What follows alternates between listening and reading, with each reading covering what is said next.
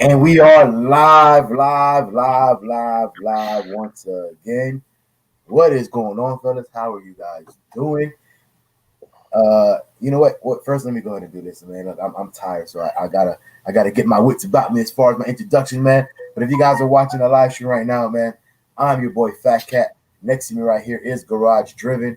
We have Illest of Ills 392 right there, and then of course, Caddy Corner is Modern Day Muscle, man. How are you guys doing today? Good. I just feel like, if I was like a battery, it would be one of those where you're slapping the remote, and you're trying to get it to work. Like, that's just like, it's just on his last leg. That's it right there. I'm still slapping my battery. Oh man. Yeah, you gotta put it in the refrigerator and let it sit. I know, let it get some charge, right? Yeah. You gotta sit there with the 9-volt and put it on your tongue for that charge. You know what I'm saying? But oh man, it's crazy, man. But hey, we are all tired, man. Well, as far as me, Garage here, Monica Muscle, I'm sure Illest the Ills had a lot going on as well, man. Hey, speaking of that, man, how was your weekend, man? We'll get into our weekend a little bit. But Illest the Ills 392, man, how was your weekend thus far? It was good. We did me and a few of the guys went to Cars and Coffee at Ace. Check that out. Last time I was at Ace, there was like 2 of us and like 3 other cars, and that was about it. So it was nice to see people actually show up. Was it packed? It wasn't packed, but it was, I don't know, it's probably 50, 60 cars, maybe, something like that. Of all types. Oh, yeah, that's not bad. Lambo, GTR, Paul's McLaren showed up, a 720. Some motorcycles. There was like probably 5 or 6 of us, 7 maybe Mopars, and then just Mustangs and all kinds of stuff that wasn't too bad. Something to do for a little while. Hey, that's dope, man. Like I said, yeah, Ace died down for a little bit, especially with the whole COVID thing and all that. If you guys don't know what we're talking about, man, Ace Cafe is it's pretty much just a restaurant, but like a sports bar type restaurant, and they host a lot of car events, different, like literally almost every night is a different type of event. So like imports, motorcycles and old schools and this and that, and then they used to have a night where Mopars used to go there as well. But it kind of died down. So it's good to see that, Ace Cafe is, coming back up, man, and starting to host things again, man. But real quick, before we get into our weekend, man, let's go and get to some of these comments here. And we got Certified 392 say, yo, what's up, fellas? Big time salute, Certified. What's going on? Then we got Daryl. Hey, man, my guys, what's up, man? Yo. He said, "What's up, Martin? What's up? Hey, he said, hit that like button, man, for those that are coming in. 100%, man. For you guys that are coming in, man, hit that like button, smash that like button, whatever you want to call it, mash that like button, man, when you guys are coming in to the show, man. We got Jafari. He said, what's good? Glad you guys made it safely. Woo! Boy, we made it safely. But man, if I think if that trip would have been another 3 hours, we wasn't making it back. He wasn't gonna make it. Yeah, he wasn't gonna make it. It would have been somewhere in like northern Florida in the hotel, like yo, come when y'all ready to roll, bro. Like just waking up right now, like all right, yo, you know what I'm saying? All right, man, let's go home, bro. But yeah, man, Bandito _ 392 says, bro, what up, fellas? How was the show, man? We about to get into that, 100%. He says, Daryl says, man, I keep saying it. Demonology coming back to reclaim. I kept saying it. Hey, First of all, like I said, we're going to get into all that.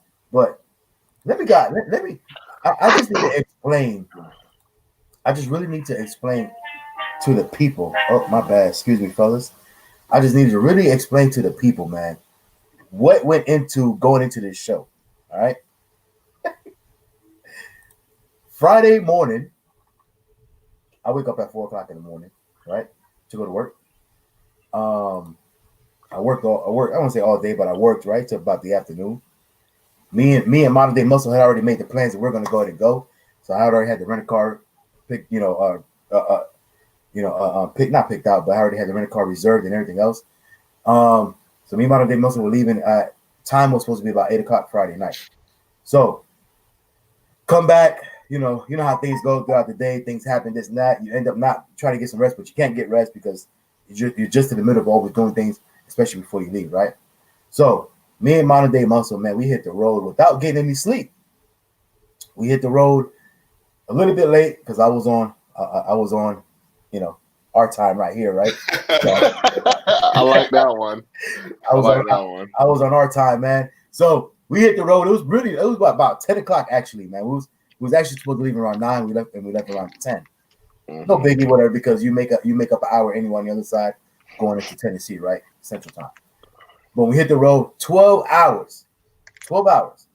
We get as we're driving to Tennessee, right? We got to go to Georgia. So we're going north on 75. Whose route, like, you know, route for his profession, whose route has to take literally Interstate 75 every single night? None other than Mr. Garage Driven right here, man. We're driving and we're on the phone and you were like, yo, we at, and because he's on the road every day, he literally knows like the road like the back of his hand. So we're like, yo, we're on this exit, we're on that exit, we're on this. He's like, yeah, I know exactly where you guys at. Man, we're going to pass each other about 5 minutes. We was like, what? Anyway, so that's exactly what happened, man. So we were passing. He was like, yo, flash your lights. We flashed our lights. He's like, yeah, I see y'all. So he's flashing his lights going south. We're flashing our lights going north to each other, you know, literally on the opposite side of the highway. It's so funny because it was literally as we were crossing the border of Florida and Georgia, right? Yep. Yo, and we're flashing each other, and all I hear is we pass. We're like, oh, like that, you know, whatever. That was cool, right?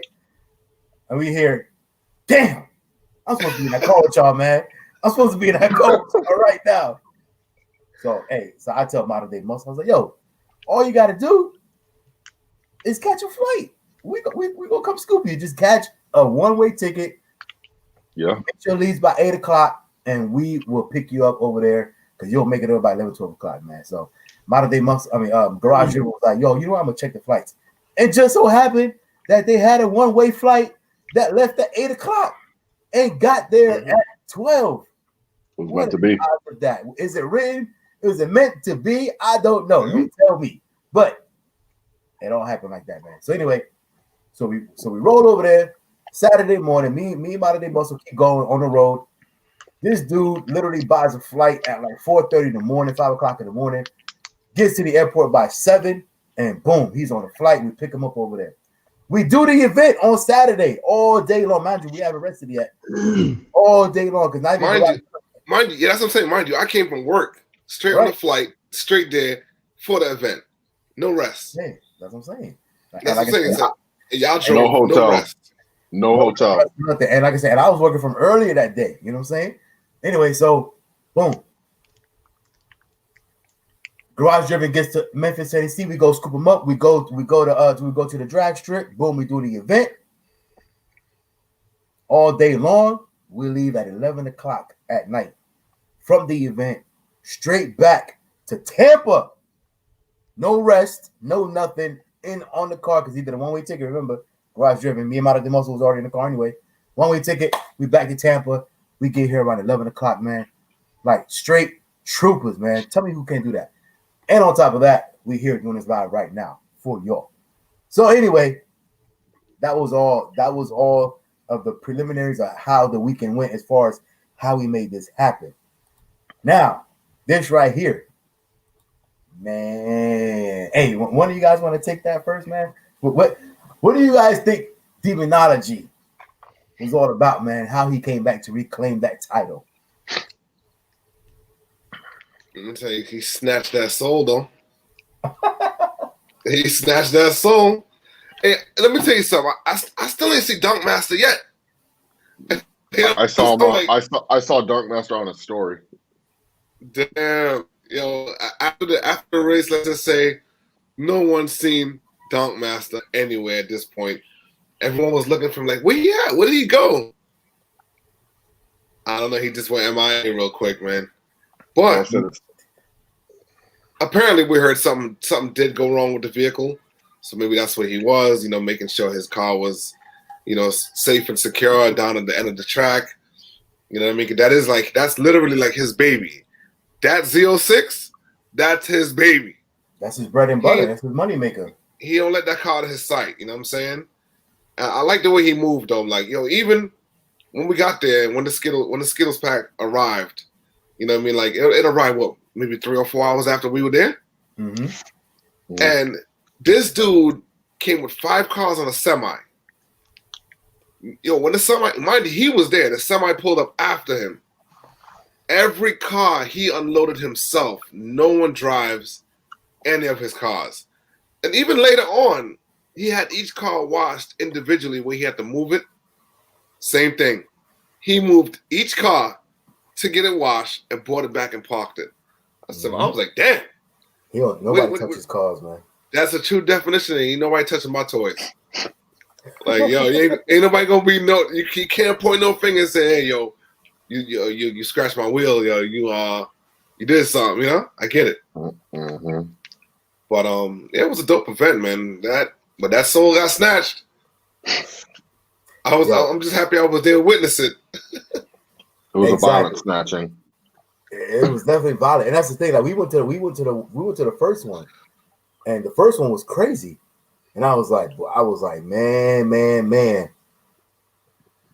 Demonology, like he made it his life mission to make sure that was not going to happen again. I mean, he made sure that car was running in tip-top optimal performance.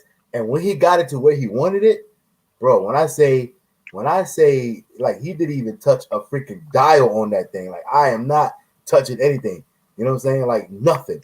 The car was ready the way he wanted. It was running the way he wanted it. He left it completely alone and was like, this is it. Because again, if you guys watched our last show where he was on, he had kind of explained that like they were doing last minute changes, like even modifications or whatever. And that's what he thinks ultimately cost him the first race. So he was like, not this time. You know what I'm saying? Nope. So, I would say, in my opinion, like I said, he was all business. Demonology normally runs his car a couple times even throughout the day. Like, even when I seen him, bro, we see him do one road race and we didn't see that car for the rest of the day, bro. Like, until that race, like he was making sure that his car was cool, was whatever it was, bro. He was like, I ain't breaking nothing, I ain't doing nothing. I'm here to race one guy. And that's who he came to race, man, and he did everything. Now, that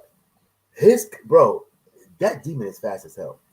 It's so fast that even out the hole, bro, like he can't control that shit. Yeah. Like if you watch the video, and you guys will watch these videos as they come out, everybody in the building is a YouTuber, got a YouTube channel or IG or whatever, so it's gonna be coming out here and there. But bro, when he came out the hole, he was like this, bah, bro. He hopped like 3 times, bah, bah, bah. You know what I'm saying? And it was so funny he was saying, because when he came back, he was like, man, y'all see me get on that horse? I was like, get on, come on. He was getting up on that horse because that's literally what he was doing. It was like he was galloping, boom, boom, and then when he came down that 3rd time, that thing just took off, man. Nasty. It's a sight to see. It's something you got to literally see in person, man.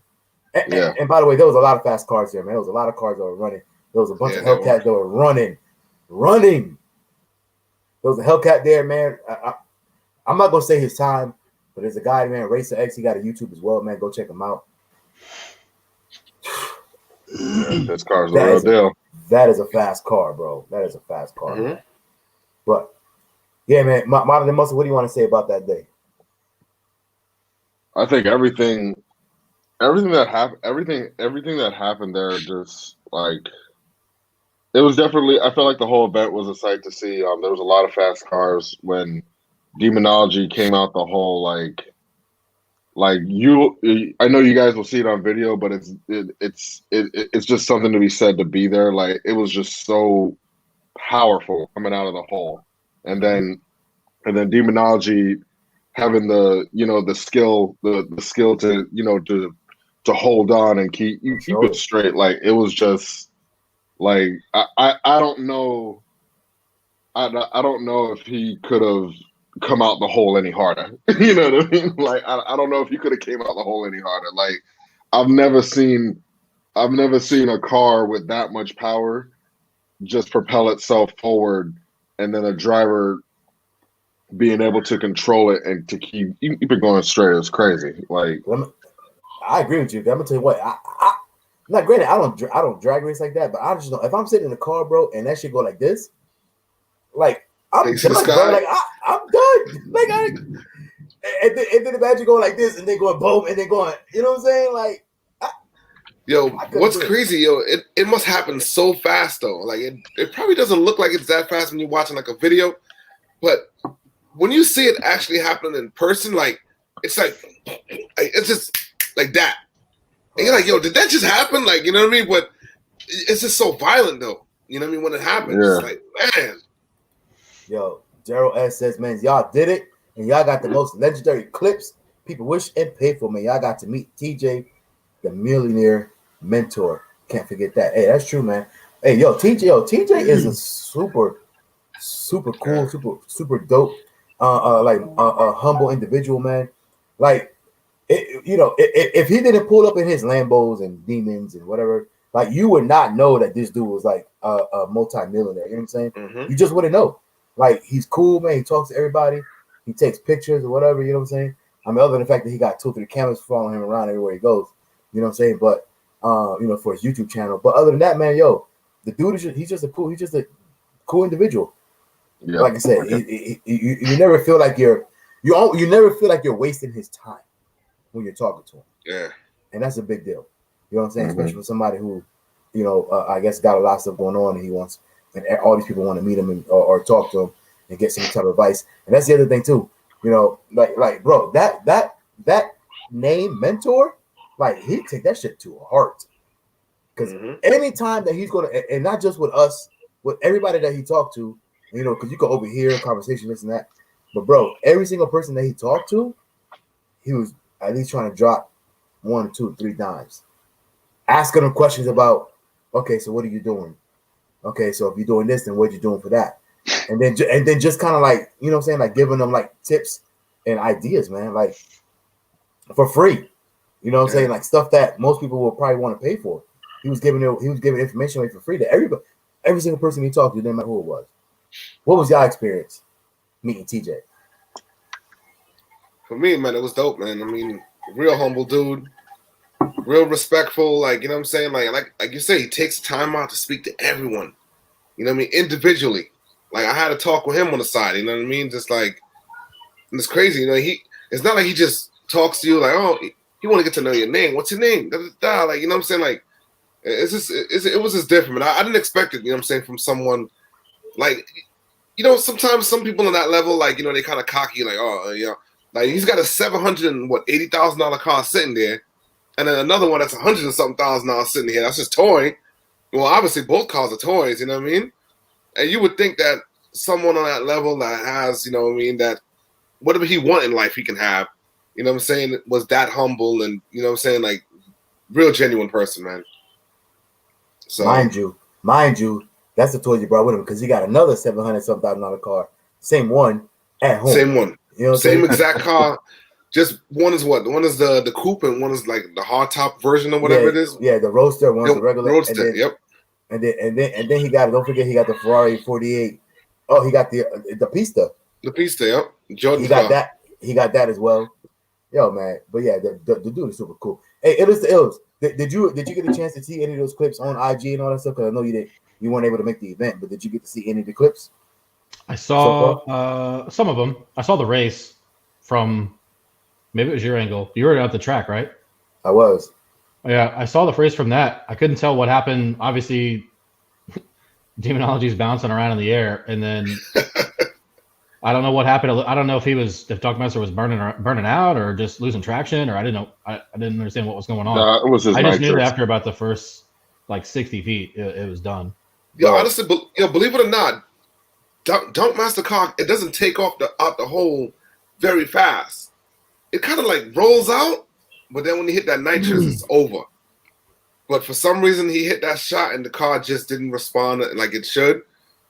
like I said in the end, we did hear something happened, whatever, with the motor. So I get it why the car didn't respond how it normally should. But I mean, he didn't lose by a lot. I mean, he still didn't lose by a lot for whatever it was. I don't Yep. know if. I think what's more impressive, obviously, a Demon is supposed to be fast, and he's got a ton of work into that Demon and knows how to drive it. I think it's just cool that you don't expect to see a car with 26-inch wheels roll to out. be doing that. I mean, that's pretty impressive for what it does. Yeah, it is. It is. You're right about that. Yo, Certified says, yo, when Dunkmaster couldn't get out the hole like last time, it was a rap. Demonology launched that thing hard and was out of there. For sure. It was all over for Dunkmaster after the first 60 feet. Bro, but let me tell you though, like it's funny because the first race was the same thing. Just like Garage Jimmy says. His car never comes out the hole like super hard. It just like rolls, it just like rolls out. It's almost like if he's at a stoplight, like literally at a stoplight, and then he just mashed the gas. Like it's just, like you wouldn't even tell like any different. His car, like the 2 times that we've seen it's done the same thing. So now again, how we were saying last time, Demonology's car wasn't running right. So he jumped out, and Demonology tells the story as far as the first one. He was ahead of him. But then his car literally died. It just, when it fell, that was it. There was nothing else. And then, then he tells the story of, Dunkmaster came by him like, his head hanging out the window when he hit that nitrous. But think about it. You got to listen to what he's saying. You know what I'm saying? Meaning, Demonology was ahead of him. You know what I'm saying? And Dunkmaster had to roll past him. Mm-hmm. But Demonology's car was dead. You know what I'm saying? Like it wasn't going no more. So this time, when Demonology took off and that front end came down, it kept going. So when he came over here and he tried to hit that nitrous and pass him up like he did last time, well, that demon is still rolling. You know what I'm saying? His car didn't die, so he couldn't catch him this time. So as far as the actual like pull out, I would say it was pretty much the same thing as the first race. Which my question to that is, would the first race have been different? Would he have been able to catch him if Demonology's car didn't die? What do y'all think? What do y'all think? I don't know, man. Honestly, from what I saw, I mean, that might be true. Might not been able to catch him. Then that might have been it the last time if that was the case, because his car literally came down and, like you said, it just died, man. That last run. I mean, the car had power, but it wasn't. It really paused, then it went again, and that's when Dunkmaster just had that advantage and just rolled right past him. Right. And like he said, Demonology said it, man. Once that shit pops up and he gets ahead, you're gonna be like, holy shit, did that just happen? It just happened so fast, and the person's that far in front of you, which you guys seen it, from the video yesterday. He just got that far in front, and he was able just to hold it and keep it going a little bit more. That's what I'm saying. Yo, if you look at the different angles, and that's not an angle that we got, because we were down on the track. But if you look, there's different people. And actually, I think if you go on Demonologies, or I don't know if Dunkmaster's really posted yet that much on it, but I know if you look at Demonology, of course, he's every single person that's tagged him on the different angles of the race, he's reposting it on his story. And if you go back and look, bro, especially like the ones, whoever it was that they were in stands, it was kind of like on top. Like, matter of fact, I showed Garage Driven yesterday when we were driving actually this morning when we were driving, back into Tampa. Bro, Demonology was ahead of him in that first couple seconds, bro. He was ahead like gotta be 2 or 3 cars. Yeah, it gotta be 2 to 3 cars. You know what I'm saying? And I think that's probably what happened in the first race too, except that his car died. But he was ahead of him like 2 to 3 like cars. And then he hit that button. A Dunkmaster hit that button. But bro, like you playing a lot of catch up on a demon that's still pulling. You know what I'm saying? So I don't know, man. So let me see what else we got over here. T-Bo Mango says, man, what up, my Dodge brothers, man? Newport News, Virginia, man. Big time salute to that, bro. Gerald says, facts, it's legendary. Oh, that's when we were meeting TJ and all that. Hey, by the way, TJ was a dope dude, but bro, there was so many people out there, man. So many dope YouTubers, a lot of YouTubers that you guys the name resonates. A lot of the people were out there, man, and it was just a dope day, man. And the best thing about it, bro, nobody was like stuck up in their ass, bro. Like everybody was mad cool. Yeah, everybody was cool, bro. Nobody was like, I got feeling any type of way. Yeah, I got this, that subscribers. I got that. I got this many followers on IG, bro. Nobody was like that. Everybody was mad cool. Yo, how many times I got a camera stuck in my face, bro? Like, yo, shout out your camera. I'm like, damn.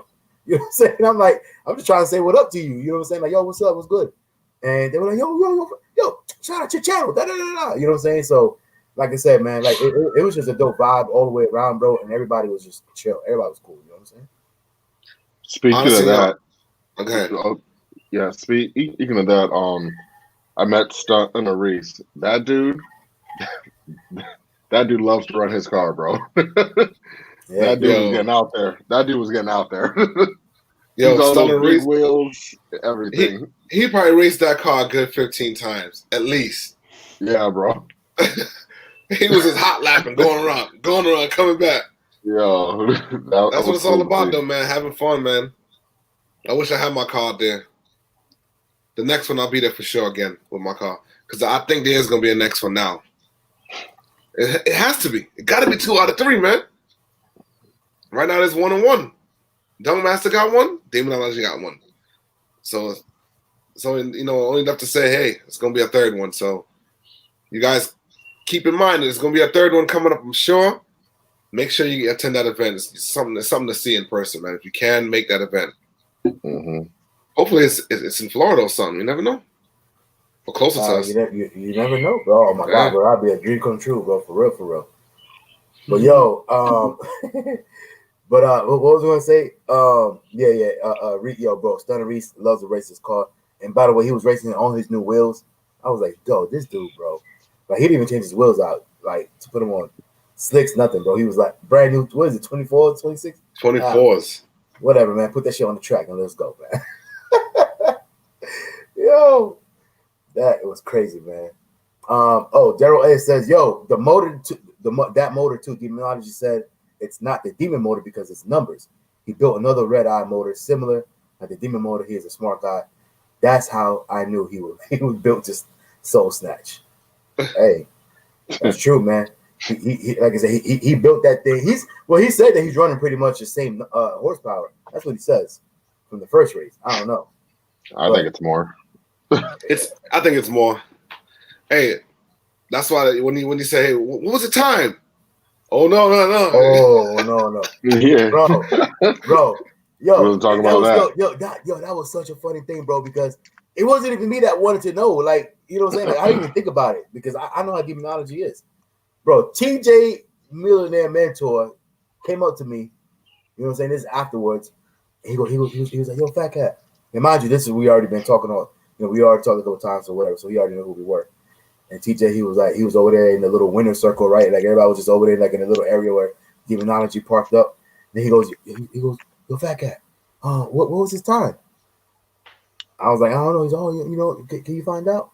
So I go over to demonology because he's right there. He was like 2-3 feet away. So I touch him on the shoulder. Demonology is like, yo, what's up? It's mad loud, right? So you know how it is when it's loud, it's mad loud. So you go like this, like, huh? What? So I was like, yo, TJ wants to know your time, bro. He didn't even look at me, bro. He said, gone. He didn't even look at me. As soon as yo, TJ want to know your time, that dude said, exit left. I was like, damn. I hear and see nothing. Goodbye. Yeah, I hear and see nothing. Goodbye. Yo, I was like, damn. And I came back and I told TJ, I was like, yo, I tried, bro. But he didn't want to tell me. He might end up hitting up. I don't know if he hit him up later on or whatever to be like, yo, what was the time and all that? Because, TJ got a demon as well. And I'm sure he's interested in figuring out what the differences are as far as mods and everything else and times and all that good stuff. And I would say this, like I said, they did a few roll races, and Demonology went in his car. Demonology was hitting 141, 142 miles per hour. 142 in his car. In his car, in his personal car, yeah. Yep. In his car. And then he came back around in TJ's demon, which is completely stock. and he was hitting 130, 132, something like that.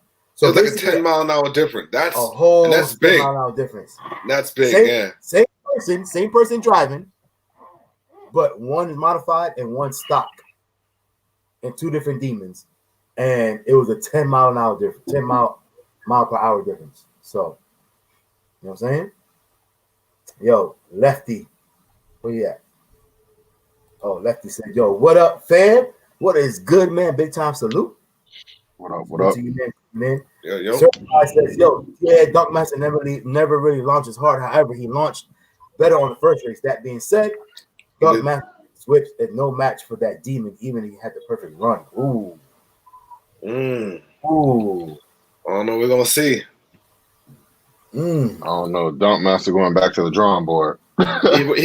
He coming back with a bigger shot of nitrous. Yo, Illest, man. I'm interested in knowing what you, and granted you weren't there personally, but I'm interested to know. Do you think that a dunk, what they call dunk, like Dunkmaster, do you think that a dunk will ever really be like, alluding to this question or to this statement? Do you think that a dunk will ever really be able to match up with a finely tuned, finely run demon? It already did. It was broken. The demon was broken. I said finely tuned. Finely tuned. I think he lost the race. I mean, from what I could see and what the videos that you guys posted, but he didn't lose it by a lot. And the whole first 50, 60 feet was just nothing. Barely going, barely taking off, spinning around, whatever it was. Yeah, I mean, obviously he makes a living out of it. So I think, I don't know, whatever he's doing, it looks like his whole interior is just basically out of his Z06 too. I know it's like steering wheel and the engine and all that stuff, which is pretty cool. But yeah, I don't see why not. If you can get traction on those big ass wheels with rubber band tires, I think so. Hey, yo, you know what's crazy? That it's some custom tire he's running. Ain't your regular like 24 to 26 inch tire. No. When you look at it, it's a specific brand he's running out. It's got to be something custom because all the cars running the same exact brand tire. So it's got to be something. I'm gonna tell you what it is, and better than us, but or better than me anyway. I should say. Let me speak for myself because I'm not a drag racer, but when Racer X was trying to get that race with the black blur, right? He was like, "Yo, let's go, let's do it." And Dunkmaster was like, I was there, and Dunkmaster was like, "Yo, you know what I'm saying? Put something on it." I don't know what he was saying. You know what Dunkmaster is, right? So then, I don't know what Racer X said back, this and that, and he was like, "Yo, let's just make the race." And then Dunkmaster was trying to convince him because he was like, "Yo, he's like, yo, you got a tire, this and that." Yo, Racer X was like, he's like, "Yo, don't play with me." In so many words, he's like, "Don't play with me. These are drag radials." He's like, "These are drag radials." Basically, he was like, "What?" He's a man. I'm on 26. I'm 24. He's like, I already looked at the tire. You're on drag radials, and your tire costs about 3 times as much as mine. Come on, don't play with me. Crazy. So the Dunkmaster started laughing. You know what I'm saying? So yeah, bro. So he got them specific tires. That's what I'm saying. We were like, how is he hooking? Well, there you go. That's the secret sauce. I guess people just don't pay attention to it because they're big wheels. So you just take it like some regular tire. It's the exact opposite of what you normally see at a track. You expect to see a demon that's all done out with slicks and everything. You don't expect to see a donk on 24s or 26s or whatever it has roll up and run 9s. That's impressive. It is. You expect it out of a demon. I mean, obviously, demon's got a ridiculously badass demon, but that Z06 and a donk is pretty impressive to be running like that. Yo, Certified again says, man, the fact that most races are won within the first 60 feet, with both races at their best, man, Dunkmaster's whip would be no match nonetheless. Maybe on a road race, it'll be a better matchup. You know that's exactly what we were talking about. Even Demonology says it all the time. Like, I don't understand why he doesn't like to road race because his car is already moving. He already has the momentum. He doesn't have to get that big ass car moving. You know what I'm saying? Like it's already going.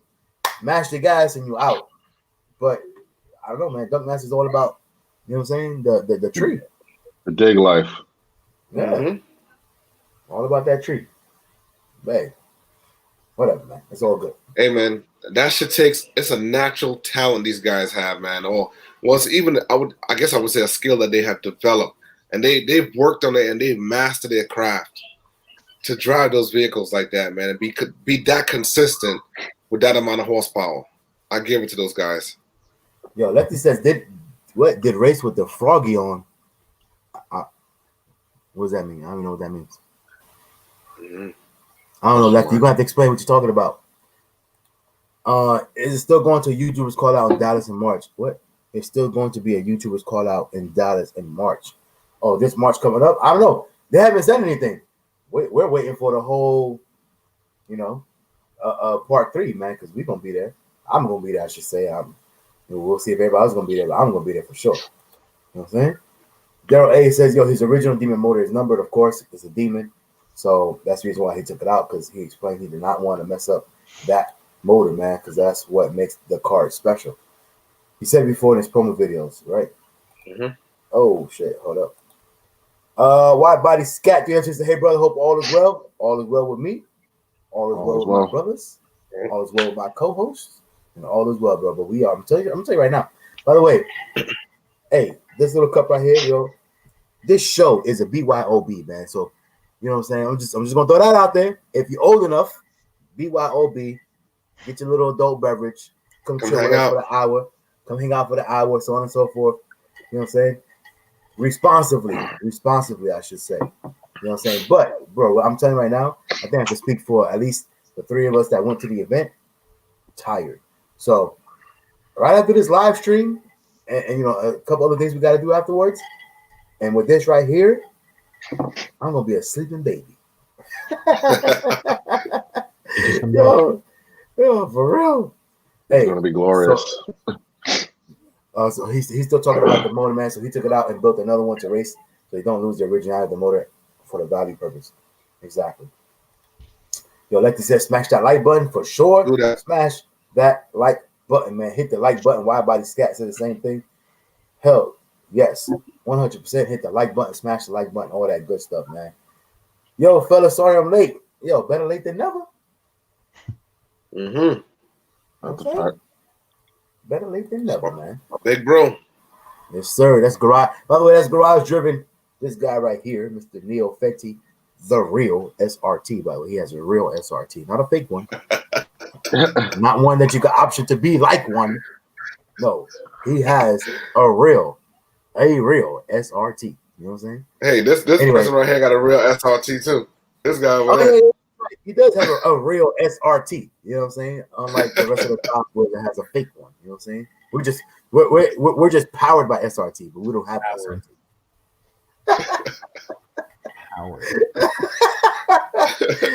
Anyway, man, but Mr. Neil FaTKaT is Garage Driven's blood brother, man. So appreciate you for joining the live, man. Salute to you, bro. Lefty says he has custom tires on his car. Yes, he does, on each and every one of them. You know what I'm saying? Steve Fitzpatrick says hi. What's going on? How you doing? What up, Steve? Appreciate you for joining.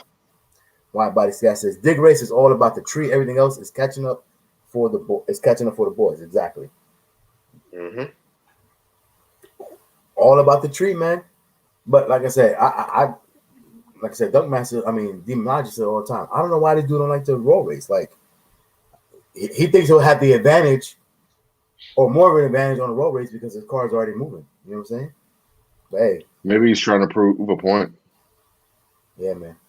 Bandito 392 says, yo, cheers, my brothers. Can't wait to meet again, man. Big time shout out. Yeah. Bro. We met him back in Dallas. Yo, salute to him, man. He drove all the way from Arizona. No matter, I think it was New Mexico. I'm sorry. I think it's New Mexico. All the way out from there to Dallas, man, to come hang out. That was dope, man. So that was dope. See him again soon. See you again soon, bro. And Neo FaTKaT's over there having a kick and a laugh about his real SRT, man. But yo, Yeah, man. I'm gonna ask you guys, man. So, like, the next one, if they were to do a third one, what would you guys think is gonna happen, man? Like, what would be the outcome? Now you know both of them is gonna go back to the drawing board. Even Demonology that he won, but you know he's gonna be like, I know Dunk Master is coming, so I got to get faster. But what do you guys think will be the outcome, man? Yeah, I don't know, bro. I don't know.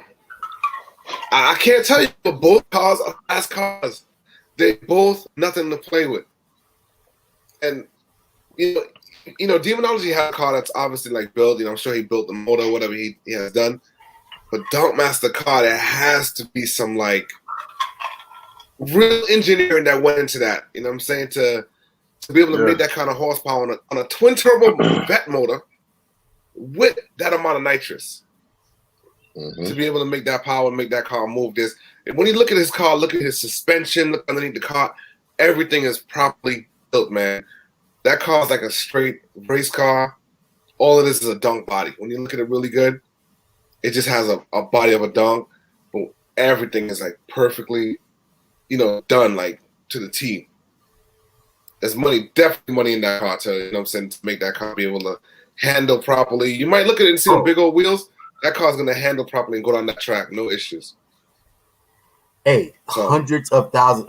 It gotta be hundreds of thousands of dollars into that car, bro. Gotta be. Gotta be. Hundreds of thousands. You know what I'm saying?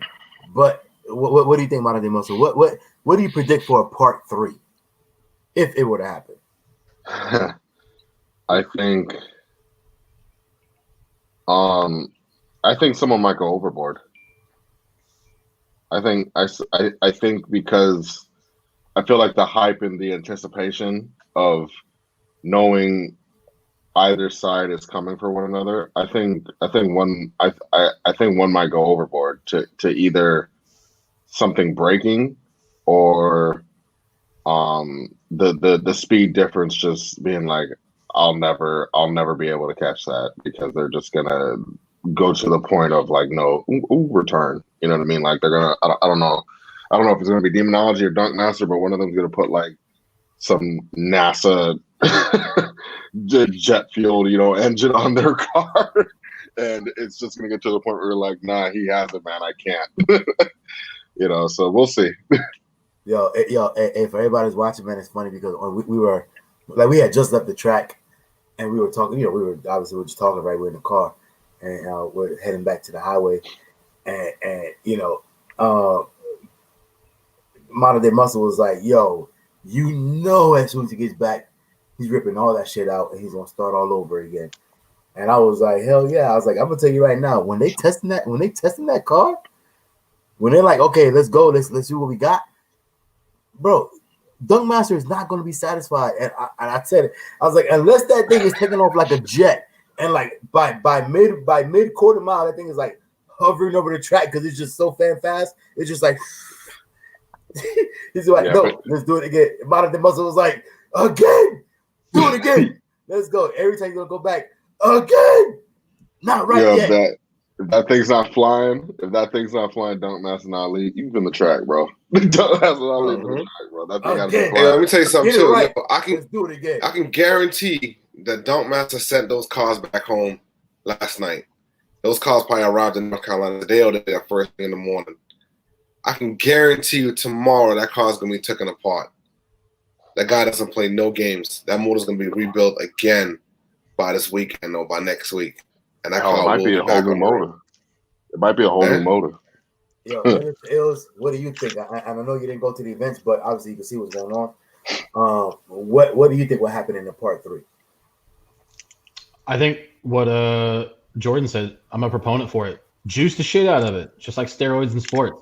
Let them juice up. I want to see homers hitting planes out of the sky.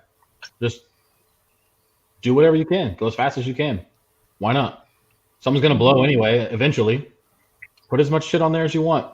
Now you got to win the best out of 3. I can say that. It's not my money. It's not my car. It's not my money. Yeah, exactly. It's easy to say. But the thing about it is that both of these guys are like, it's expendable anyway. Like their whole mission is to be like, bro, I am top dog. Period. Of course. That's what I'm saying. By any means necessary. You know what I'm saying? Juice the shit out of it. Get all the power that you can out of it. You blow the motor, then they're going to replace it anyway if they blew it without doing it. Yo, Daryl says, yo, I try not to miss y'all shows, and I'm cooking as always on Sundays while sipping on some Henny and Red Bull. Salute, bro. BYOB. And big up to all the YouTubers who are Memphis, bro. 100%. You know what I'm saying? Yo, speaking of YouTubers that were in Memphis, we got somebody who just came into the building. You know what I'm saying? And he's an up-and-coming YouTuber, man. We met him over there.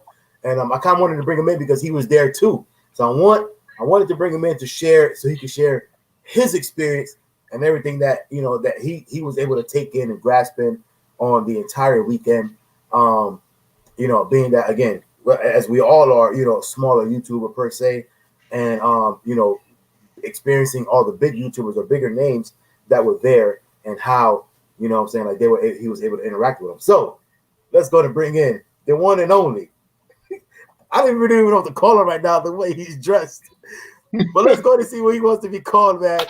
E-Vapors on YouTube. I think better known as what is he known as?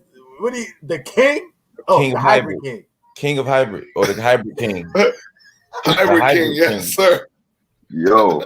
The Hybrid King. Hey, so if you guys don't know, man, E-Vapors, again, he just started a channel not too long. He started a channel a little while ago. It's been a year, you said now, right? Yeah, well, I say 9 months. I started a year ago, but I started really doing videos 9 months in at this point. So he's just getting his feet wet, man. Up and coming YouTuber, got dope content, man. Make sure you guys go check him out.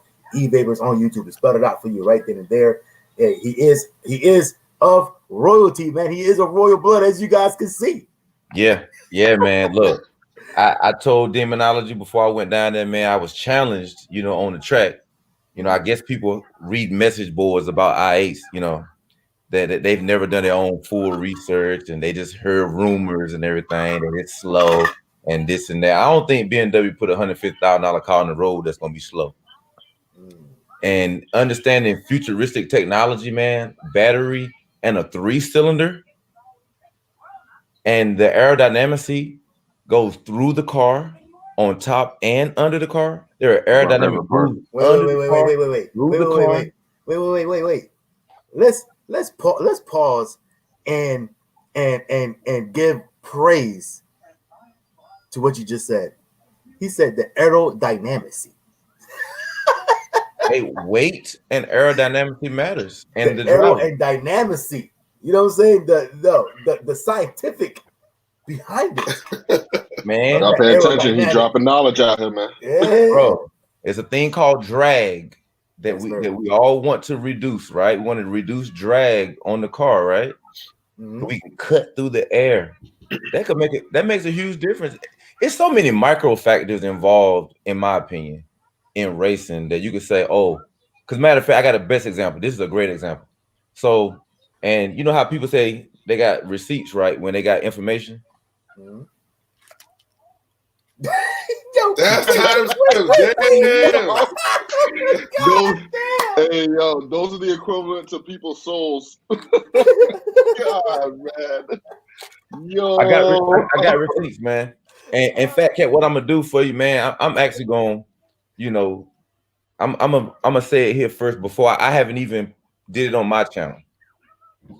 So y'all count them up for me. We're gonna count wins and losses, all right? Oh, okay. So this one right here was against Mission Flyer. We raced first. So my max speed was 111 miles per hour. Left lane first. I was in the left lane. That's one win. Second race was 10 minutes later. Mission Flyer drives a Hellcat, FYI. That was a Hellcat. Go ahead. Well, and his car was running nice. Yes, his car was running nice.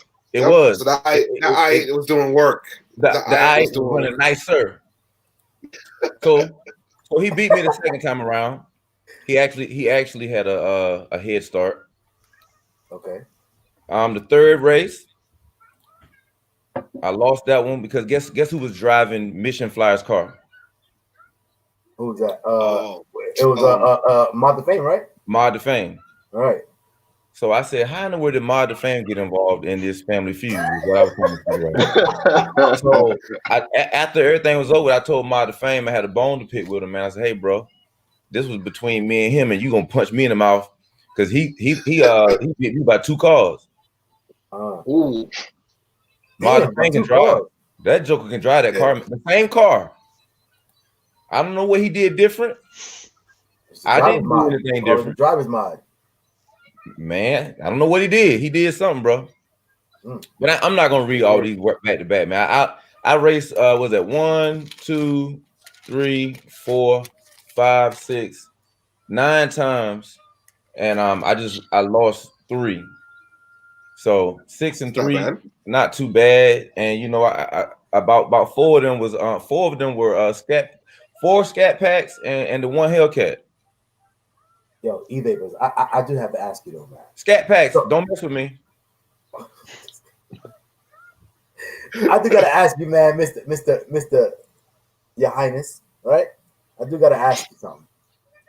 So if y'all don't know, man, E-Vapors, he actually has a BMW i8. Again, if you go check out his channel, you'll be able to see everything that he got going on with the i8 right now, man. The good, the bad, the ugly, all that good stuff. Everything i8, right? Yeah. So go check. Make sure y'all check out his channel. But he came in. He's so confident in the i8 that he flew to Memphis for the event and then rented an i8. Now, I knew that i8 like the back of my hand. Now let me ask you this though. I need to know: where did you rent the i8 from? Was it from like Turo? It was a private company. A private company that they deal with luxury vehicles and stuff like that. You know what I'm saying? But the reason why I ask you that, man, because boy, when I say you read that damn car on that track over and over and over again, I was like, yo, he ain't playing today, man. He running. Nah. But the thing about that particular, like, I know the i8, right? Yeah. I didn't run it hard because it's just a quarter mile. Right, that's true. I didn't even get to 152. You know, I hit about once I crossed the line on average going 112, 113, and then I started slowing down after that. So at the most I probably hit was like 120 and then started slowing down. But I didn't even take it up to 1. It cruises at 152. Yeah, really? Bro. But I must say, bro, you it was only a quarter mile, but you did a quarter mile like 12 times in like a 5-minute span. Oh no, man! We got times on the ticket, brother. We got times. Look, the first one, 3:21, 3:35, 14 minutes in between. Oh, you're right. This one was 3:41. That was 6 minutes. I think you're right again. This was at 3:45.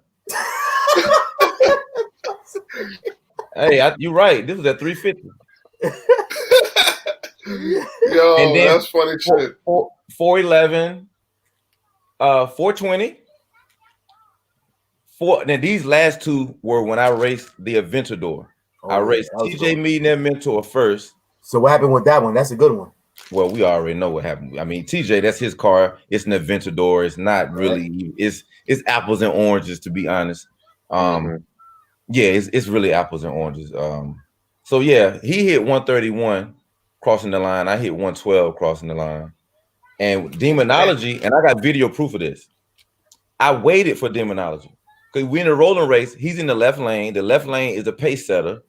I'm in the right lane. I'm looking, and I'm going like 35, and he's still behind me. So I let off, thinking he's gonna come up to about 35. We were probably 3 seconds away from the light. He guns it before the green light. I'm chasing. It's already over with. It's Aventador. I think he was trying to give you. I think he wanted to run you down. I think that's because he know how to try that Aventador. Is what the problem was. He might have did. He did something, and the car did like this. And I'm on my GoPro. I say, what is he doing? Is he all right? I'm thinking like maybe he stalled out or something. That thing hit a slingshot so fast, man. Bro, make your head spin, man. That Aventador came through loud and proud, bro. So we had a little debate after it was over with, man. Me, Demonology, and TJ. They kept calling me Burger King, and I got mad. And I got offended. I got thin skin. So I got offended when they called me Burger King. I didn't really appreciate that, man. And you know, so we had a couple words back and forth, man. But we cool now though. Today, I resubscribed to their channels too. And you know, and that's all that matters, man. As long as you can make amends and you can come to terms with what's going on, and you can move on, and everybody can live, happily ever after, man. That's all that matters. Yes, sir. But E-Vapors, man. But really, man, what I really wanted to bring you on for was because again, we were kind of trying to explain the atmosphere of how it was that day. As a matter of fact, and you were there Friday night as well with Rudder Rails and Stunner Reese's event. And unfortunately, we couldn't make that because we were on the road heading up there. But again, as a small, and I mean, we're all smaller YouTubers, right? That have YouTube channels. So I wanted to bring you on, man, as somebody from the outside, as far as from our little group right here, me and my co-host. What would you say was the atmosphere like? Like, what was your experience? Because we already talked about a little bit earlier about meeting TJ and everything else, and how he was and everything else and all that. You know how humble the dude was. Like I said, and we all gave our takes on that. But what was your experience with taking everything in from Friday, meeting people, to all the way to Saturday when it was the main event and all that? I want to know what your experience was on that. For me, outside of what you already mentioned, there's only one or two Mod the Fames and Demonologies and TJ meeting their mentors, and they give you the impact that they give you, which is great. I left more encouraged and full of new energy because I've met so many YouTubers that are sitting at 100 subscribers, 200, 300, that's just starting yesterday, 1,000 subscribers. I'm like, so I'm seeing myself in them. So many people that are on this YouTube journey. Sometimes you feel like you by yourself in the YouTube journey, like, man, I'm stalling, my channel's stalling, and I felt that way, man. So it just felt electric with the number of small YouTubers that are crushing it, man. Got some bad cars that the world has not seen yet because their channel is growing.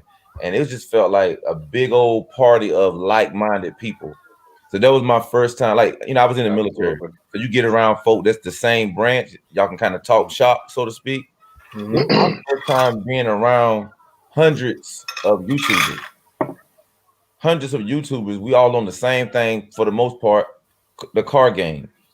It was electric, man. I think anybody that was there, whether you sitting high with 100,000 subscribers, there's no way you didn't leave with energy. Whether it's 100 people coming into a big YouTuber talking about how much they love you and watch the channel, or big YouTubers or other YouTubers saying, "Hey, Fat," I seen so many people saying, "Man, FaTKaT," they already knew who you was. Like, that's got to be encouraging, man, to get that, man. And I had a few that did the same thing. I'm like, and then when they tell you stuff from videos, like I'm talking about like 12, 13 minutes in, 10 minutes in. They loyal, bro. Right. It's one thing to say you got a dope intro. I'm like, okay, thank you. I appreciate that. That's like the first thing. Thank you. That's all. That's all. Intro. I'll take that because you did give me 10 seconds of watch time. I'm not going to count that. But I had folk telling me stuff, man, 10, 11 minutes in the video, man. And it was an electric atmosphere that you can't really quantify it watching replays, because certain YouTubers' cars were so amazing in person. Like real to real, like the detail on the car. Camera can't do it. Mission Flyer's car. We talked about that, by the way. The camera can't do it. I touched the rivets on his car. It was electric, man. And I went to LA in July, and I told my wife, this was way better than my trip to LA. Can we talk about that? Yeah. We're not gonna mention it. We're not gonna do that. We're not gonna be super messy. But I do know that you was gonna have your trip to LA, and I know you was very, very excited about your trip to LA. Oh yeah. And I'm sure you are still happy with your trip to LA, right? But I will say this: I know you had some goals and some things on your agenda for your trip to LA, and I watch you. I see what you're doing, right? I see what you're doing, and I also hear what you say, right? Yeah. A lot of people don't think that, you know, like a lot of people think that if you're not looking at them, you're not listening. But you know, you don't have to be looking at somebody to hear what they're saying and understand what they're saying. Yeah. And I forgot what the conversation was, man. But you were talking about that. You know, you have some YouTubers. Actually, no. The first thing you said was actually, and I said it to these guys on our way back. Hey, we were. I don't know if your ear was ringing because we were actually. You were part of the conversation. Oh wow. Okay. And I was like, you know, and it was a thing that you were like, you know, some of these YouTubers want to charge for collabs, right? Mm-hmm. And you said something interesting where you were like, well, if I pay you for a collab, it is no longer a collab. You are now an actor because I hired you to be in my video, right? Yeah.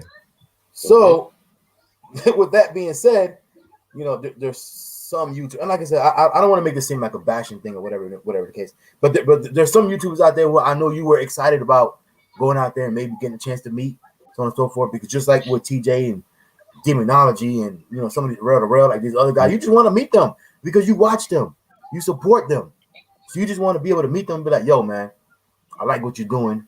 Even if it's just simple. You don't even gotta be on camera. Just simple as that. Yo, I like what you're doing, man. You know what I'm saying? Simple as that. And from watching your videos, I don't think you got a chance to do that with some of the people that you felt that you were going to try to do that with. I don't want to go any deeper because then we're gonna, you know what I'm saying, we're gonna Western it. But I want to get your opinion on, you know what I'm saying, it's like that situation and everything else that kind of went down as far as your experience when you went to LA. You came out of LA not really getting what you thought you were, you know what I'm saying, what you were hoping for. Well, the only thing I would disagree with everything that you laid out was my premise for going was not to see any particular people. Okay. You know, everything doesn't make it to, you know, the camera, you know, behind the scenes reasons why I'm doing what I'm doing. Like the very first reason, 1993, I was in the military and I wrote Hollywood on my locker. And I had a dream. I felt like my purpose was bigger than just 9 to 5 regular type stuff. I feel like I'm supposed to be somewhere in Hollywood, just affecting people on a big level in Hollywood. I'm like, why Hollywood? Why not Florida? Why not, you know, overseas? I wrote Hollywood, and my nickname became Hollywood years ago. So I knew last year, I said, I'm going to Hollywood. I'm going to LA. And, you know, I'm a big time Laker fan. I want to get to Staples. And then after everything that happened to Kobe, I said, I got to get to the Staples Center. I got to get to the Staples Center, hands down. Then the fast forwarded, I started watching YouTubers and different things and whatnot. And I'm a very encouraging person. I'm strategic with my comments. And I was strategic for several months with some young folk out in California. Hey, you can do it, brother. I believe in you. God bless you. I support you. I rock with you, man. Don't worry about the haters, you know, public comments, inboxes, all of that. So they know who I am. You know what I mean? And I told my wife, I said, you know what would be an ideal situation? Because I actually matter of fact, my intro was shot in LA with my young dude Sway. I seen that. I rock with Sway off camera, like cell phone, like FaceTime, texting. We've been rocking for a minute. We just cool on some whole OG, young G type stuff. You know what I mean? So I told my wife, I said, you know what would be dope? I go to LA, me and Sway already talking about doing a little video. You know, I'm gonna hire Sway for the video. We did that. And I said, I would love to pray for a tall guy and organic. I would love to pray for him off camera, no camera involved at all. My wife will tell you that. And, you know, I'm a man of God. I don't stretch no truth about nothing. I said, I would love to pray for them brothers, man. And so, you know, I go out there, you know, I already done just over time supporting them. I understand finance. I'm real big on finances. I've been well secure with my finances for a long time. And I love to see young folk grinding and rising, but they still need money. So, you know, I bought the red $50 hat from Tall Guy. You know, I bought the $150 ski mask from Organic, bought the $50 snapback hat from Organic, bought some beard sauce, scalp sauce, and all of that. Supporting the brothers, you know what I mean? You know, I think it's important, you know, doing the $5 a month subscription, you know, with Tall Guy and all of that. Yeah, so you went fully in and supporting. Yeah, but to me, that's small money in my opinion. You know what I mean? So I didn't take any money from it. I waste, you know, I'm used to spending like $400-500 a month on shoes. So it ain't no big, it wasn't no thing for me to do a little $5 subscription to support a young man that came a long ways from prison. You know what I mean? It wasn't no thing for me to spend $150 on ski masks. This brother trying to get a clothing line off the ground, and you need capital. You know what I mean? So I did that. So the only thing I wanted was to you know, pray with the brothers. You know what I mean? I didn't see them except for when I was doing a couple of videos with my folk, some smaller YouTubers. We were at the Staples Center, like because of COVID, those streets were blocked and there's no action out there, and we're parked right in front of all the statues outside at the Staples Center. So we were there 5 hours, you know, doing a review on the drop top Porsche I had. I let everybody do a review. I let them drive it. I'm trying to make folk dreams come true, driving $180,000 Porsche. You know what I mean? So I let them do their thing, man. Just trying to, you know, support them. So, you know, we seen Organic. He came by, and this is on my videos. This is not nothing crazy. He came by and he stopped for about a good 15 seconds, you know, and all of that and everything. And you know, he said he was gonna come back. Then when he came back, he didn't stop. You know. To each his own, man. Maybe he was busy, maybe he was heading somewhere or whatever.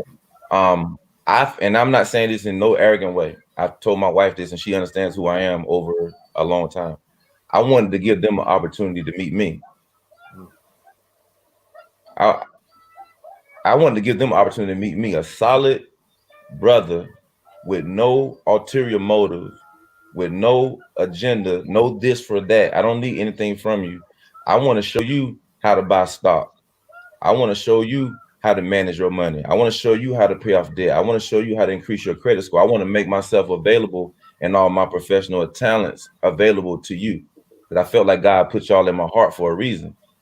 Because my time is precious, but I took a lot of time, you know, watching their channel. I'm like, why am I, you know, stuck on these two guys right here, man? You know, I had a lot of laughs and everything. I'm like, once I found out, you know, I need to go out there and pray for the brothers. You know, that's all it was. So it wasn't no love lost, nothing like that, man.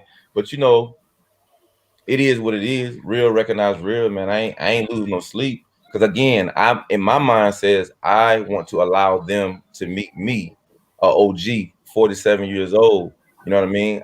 I'm not excited to meet you know what I'm saying? I'm not excited to meet nobody like that. You know what I'm saying? Like, I'm not excited to meet nobody like that. If we're talking about like money and cars, I got money, I got cars. I've been, you know what I'm saying? Like, I've been established, so that stuff don't do nothing for me. You know what I mean? I'm just like, yo, I want to just pray for the brothers, man. So just to wrap it up, man, want no love lost, you know, but you know, they did say if you bought the hat and stuff that they would you know, meet you. So I bought the hat. I didn't meet him. Yeah. And I remember seeing that too with the ski mask thing too. I remember seeing that. Yeah. Yep. So sometimes you need to find out for yourself, right? It is nothing wrong with finding out for yourself. And it would, you know, let me find out. So-and-so said they got a sale at Burger King. Let me go to Burger King. Let me go. Now they know Burger King is 1,000 miles away from my house. I can fly 1,000 miles. Hey, I'm at Burger King. Is there a sale today?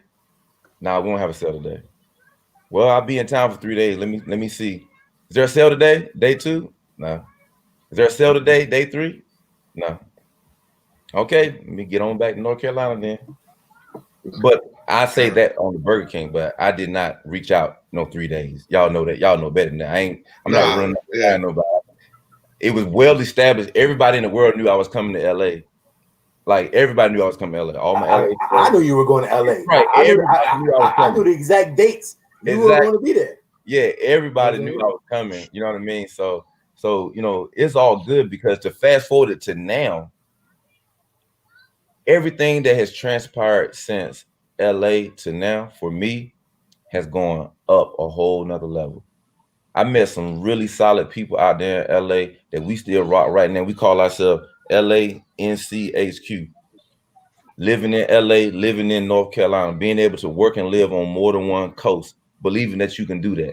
Like, yo, I believe I can be in LA once a month, shooting videos for 3 days and still maintain my life in North Carolina. Like, I really believe that. Or my wife say North Carolina and Tampa, Florida.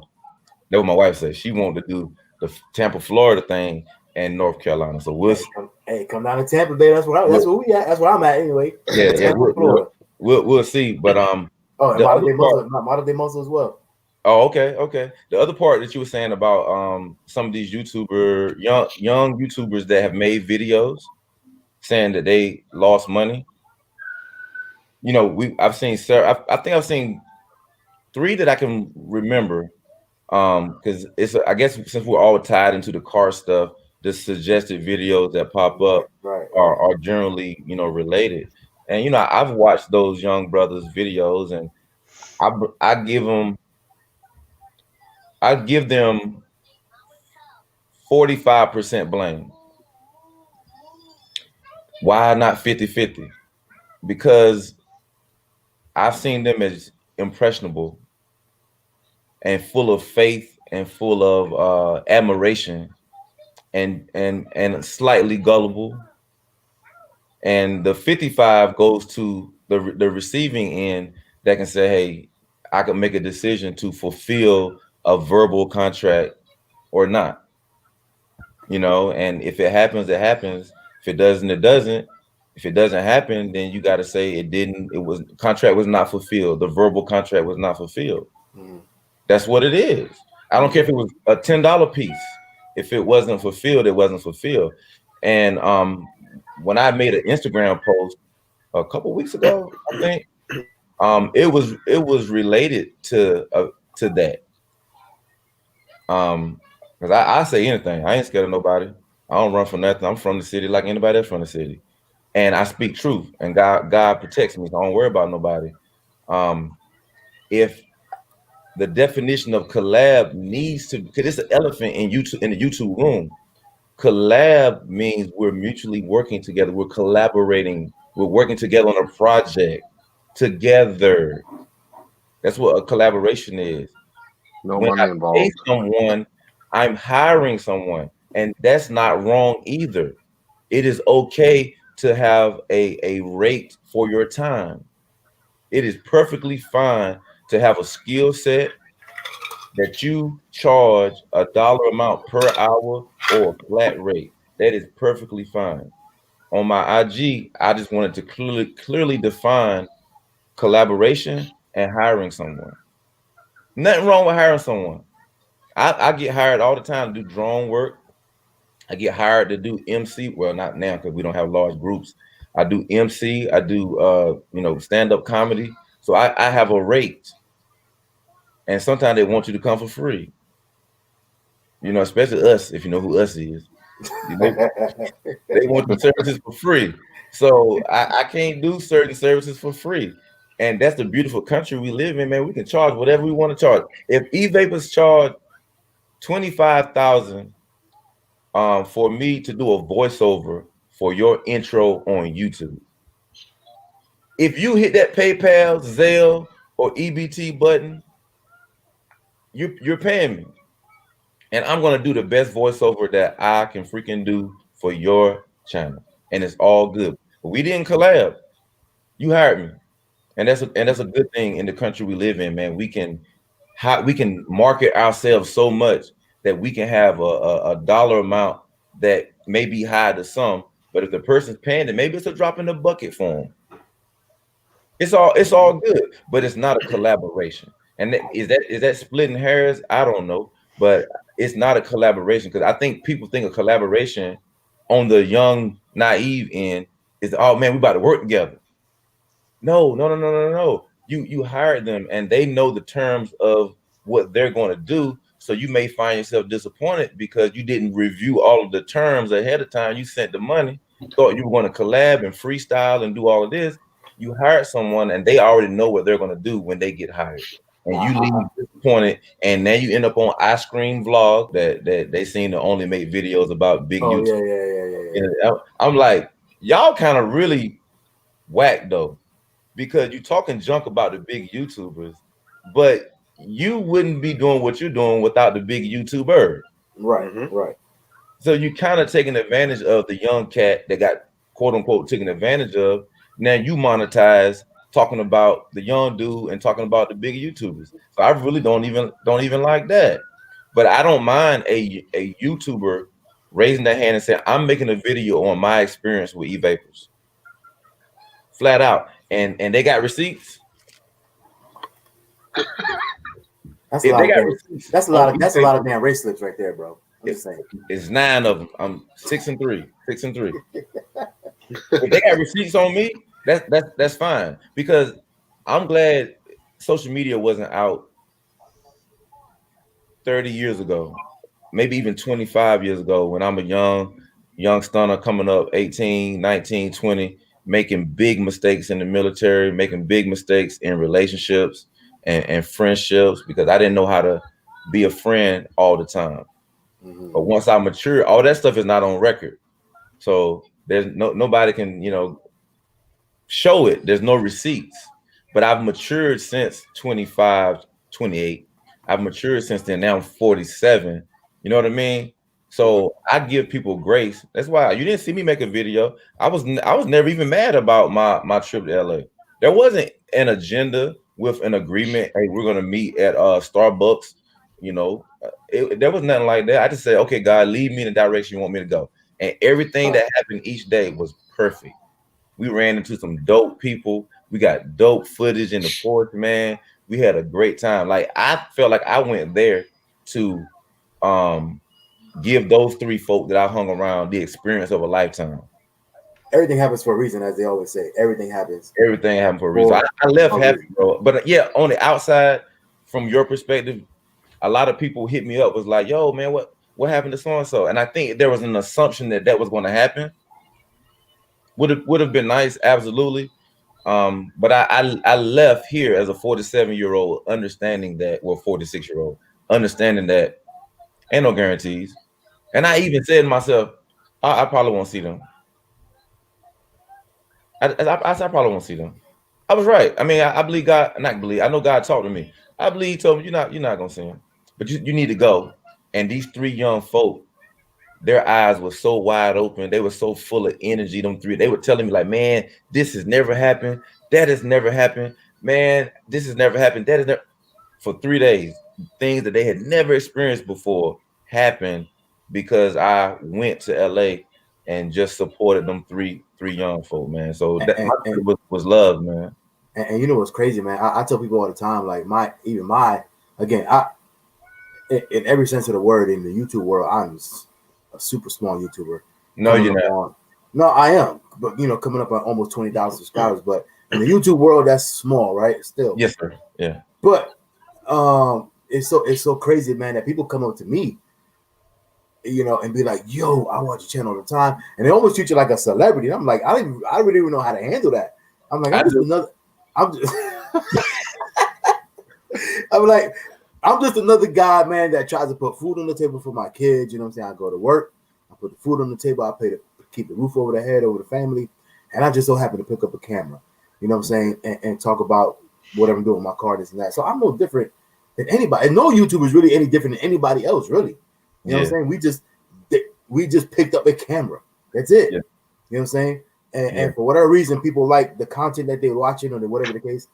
But the fact that people treat you, man, like you're like almost like on this separate pedestal.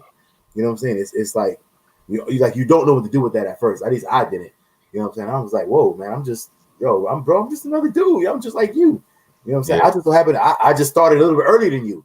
But if you keep picking up that camera, it's gonna be the same thing. You know what I'm saying? So, but so yeah, I see what you're saying. And I have seen some of those videos where you're talking about where people kind of do their testimonials on YouTube. Yeah, they do. And so I have seen that as well, and it's kind of crazy because I do agree with some of the guys. Some of them it's just like you said. You can only expect what's expected. Yeah. You know what I'm saying?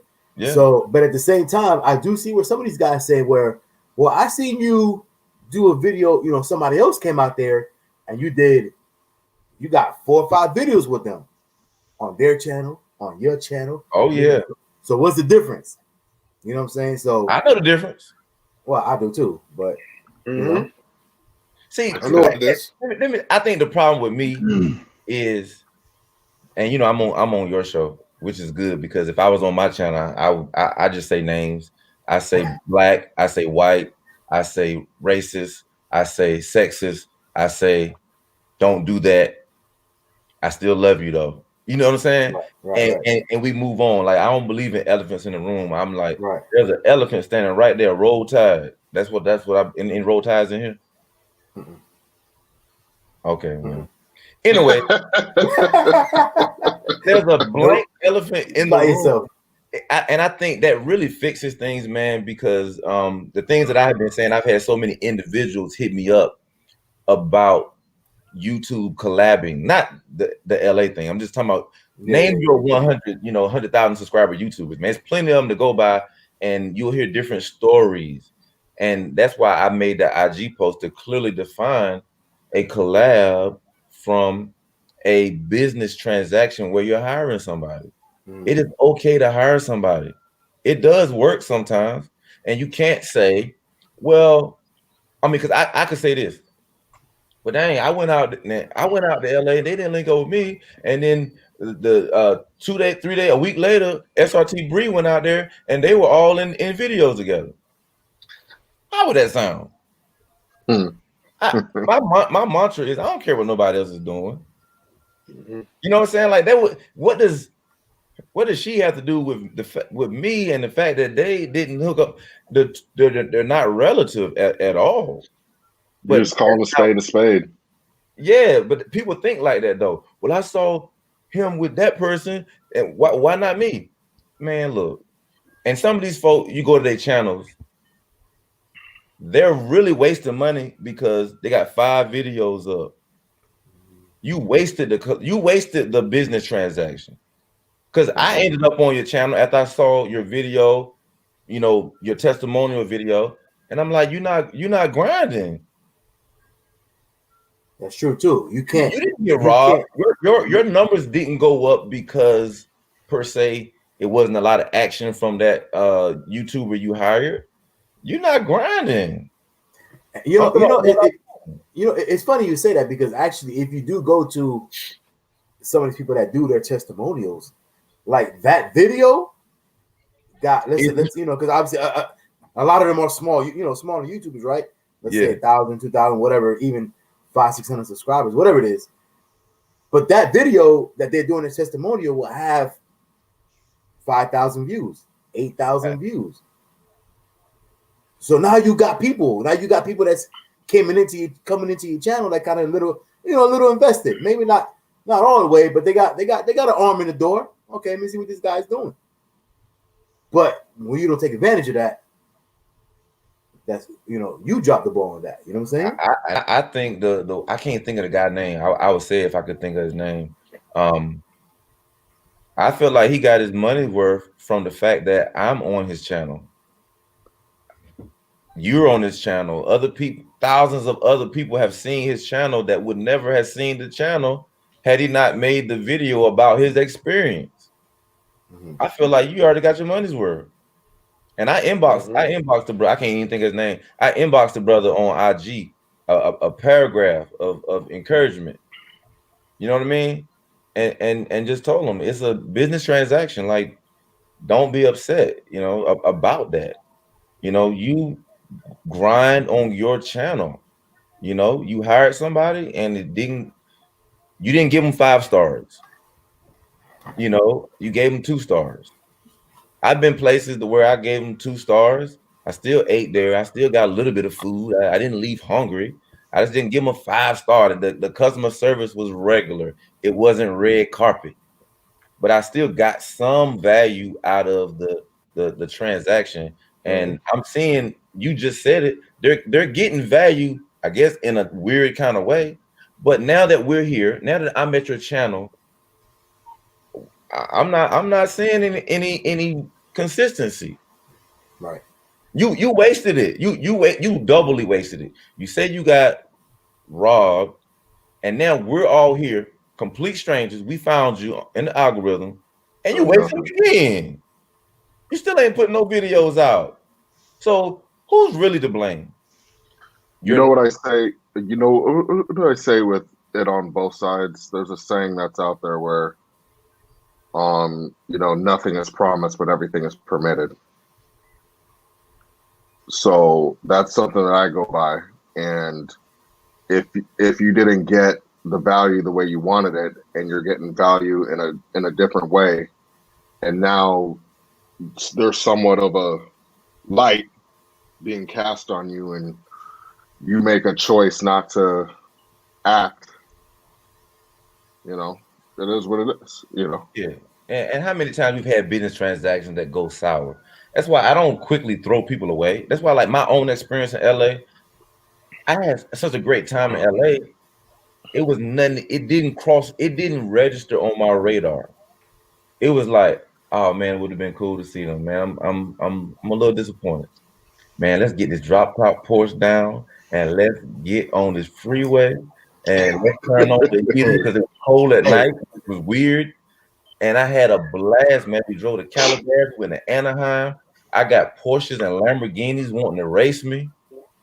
It was the weirdest thing, man, to see so many Lamborghinis on one highway, so many Cullinans, so many. I'm in a Porsche, so I feel like I'm driving a Peugeot. A Honda, exactly.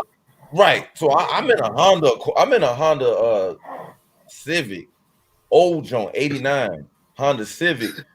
Compared to what I was people that have never been to LA, they don't understand. Like you just turn the corner and it'd be like a regular. I mean, it just be on the side of the street.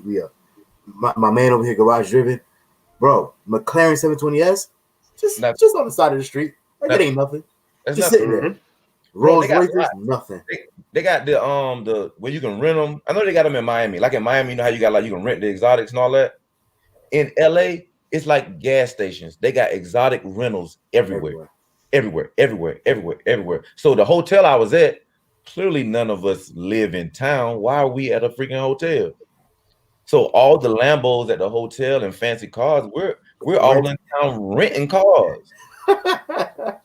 You know what I mean? So it's just a place to me that it's not real. Because where do you see all these vehicles in one? We're just talking cars in one place, and we can even talk people. There's a lot of manufactured people in Hollywood because they're on television, so they got the veneers. Their teeth are not real. They got body modifications. Everybody's into fitness because everybody trying to be an actor, and it's just a weird kind of town, man. It's Tinseltown, man. Tinseltown. It's just a weird place, man. But it's an alluring place to visit. Right. And I guess if you're from there, you probably don't see all the stuff. Did you get? Hold on. Let me ask you. Was that your first time? I know you were talking about LA, and that was like your thing. But was that your first time in LA? That was my first time in LA, man. So let me ask you. So the first time I went to LA, and I'm driving down Sunset. I want to see if we had the same experience. First, I'm gonna ask you. Did you get In-N-Out Burger? No, I didn't, man. Okay, well, you're not missing nothing. I thought In-N-Out Burger was supposed to be the this and that and the third, bro. No, the White Castle will be the thing, right? Nah, they got White Castle here too. Oh, they do? Nah, but it's supposed to be In-N-Out Burger on the West Coast. Welcome to Good Burger, which is all predicated off of In-N-Out Burger. Mm-hmm. So I thought, I went to In-N-Out. I went over there like, yo, In-N-Out Burger, bro. I was highly disappointed, but neither here nor there. Anyway, but I went to LA, man, for the first time that I went a couple years ago. And ever since then, I've been a couple times. But, for the first time that I went. Dang, you ain't had to brag that you've been a couple times, but go ahead. Hey, it's not off. That wasn't off personal. That's off my job that they sent me out to. That's the best travel. And I take advantage and I go to LA. You know what I'm saying? Whatever. But driving down LA, man, driving down Sunset, driving down Rodeo and all that stuff. Did you have the same feeling I had, man? Like I called my wife. Kid you not, man. You can ask my wife. I called her like that. I was driving down. I said, babe, I understand why people move here trying to make it. Like, you can feel the opportunity just driving down the road, like you feel the opportunity. Like if I really want to be an actor, like this is where I need to be. Because you see so and so productions here, you see so and so studio, you see so and so whatever, just driving down the road. Yeah. And for some reason, I as a young person, I can see why I didn't move to California with $10 in my pocket. I don't care. I almost did it. I almost did it. Really? I'm going. Because you could feel that. You could feel that potential just driving down the road. Unfortunately, some people, and if you've been in LA, unfortunately, you can see on the side of the road, you see a lot of those potentials that didn't end up coming to fruition. Bro, on that same note, man, I made I didn't do a long video on the subject. I titled it "Homelessness in LA," and I was in Starbucks parking lot. Just, I mean, I was kind of down actually, man, because I had never seen so many homeless people. I had never seen in one spot. In one spot, there we go. In one spot. You know how people say, you know, man, on every corner they just exaggerate every corner. Every bridge are tents. Every bridge in LA are filled with tents and trash from where the people are living there. Every fast food you go to, Starbucks, McDonald's, any 7-Eleven type store, people are there.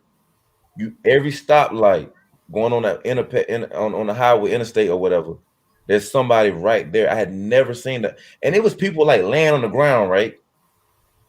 And I'm like, whoa, let me slow my car down. Somebody, man, there's people just walking and just driving on. I was at McDonald's, bro, coming out the drive-thru. A dude just laid down. Man, it's people walking. They just kept walking. I'm just like, yo, this is crazy. So I had to pull over, man, and talk about that thing, man. I had never seen so much money and so much despair rolled up in one. Probably because I'm an out-of-towner. I got out-of-town eyes and I see it. And if you live there, maybe I don't understand why. Maybe because California is so big, it's really small, the percentage of homelessness based on the number of people there. I don't know. But I know this, FaTKaT, I don't know if you noticed this. As soon as you cross into Beverly Hills, I saw 0 homeless people. As soon as I went to Calabasas, there were 0 homeless people. How does that happen? 0 homeless people on Rodale Drive, all through Beverly Hills, 0 homeless people in Calabasas. I'm confused. Because as soon as you get to Beverly Hills, all of the fire hydrants, they paint them gray. They spray paint them silver. True story. You go next time you go to Beverly Hills. I know you're going, FaTKaT. You're just talking about how much you go to LA. Next time you go, as soon as you go through the light going to Beverly Hills, you're gonna see no homeless man. It's so beautiful. The grass is green, man. I'm riding through. I'm peeking through people's tent. Was that Michael Jackson? You know, was that not Michael Jackson?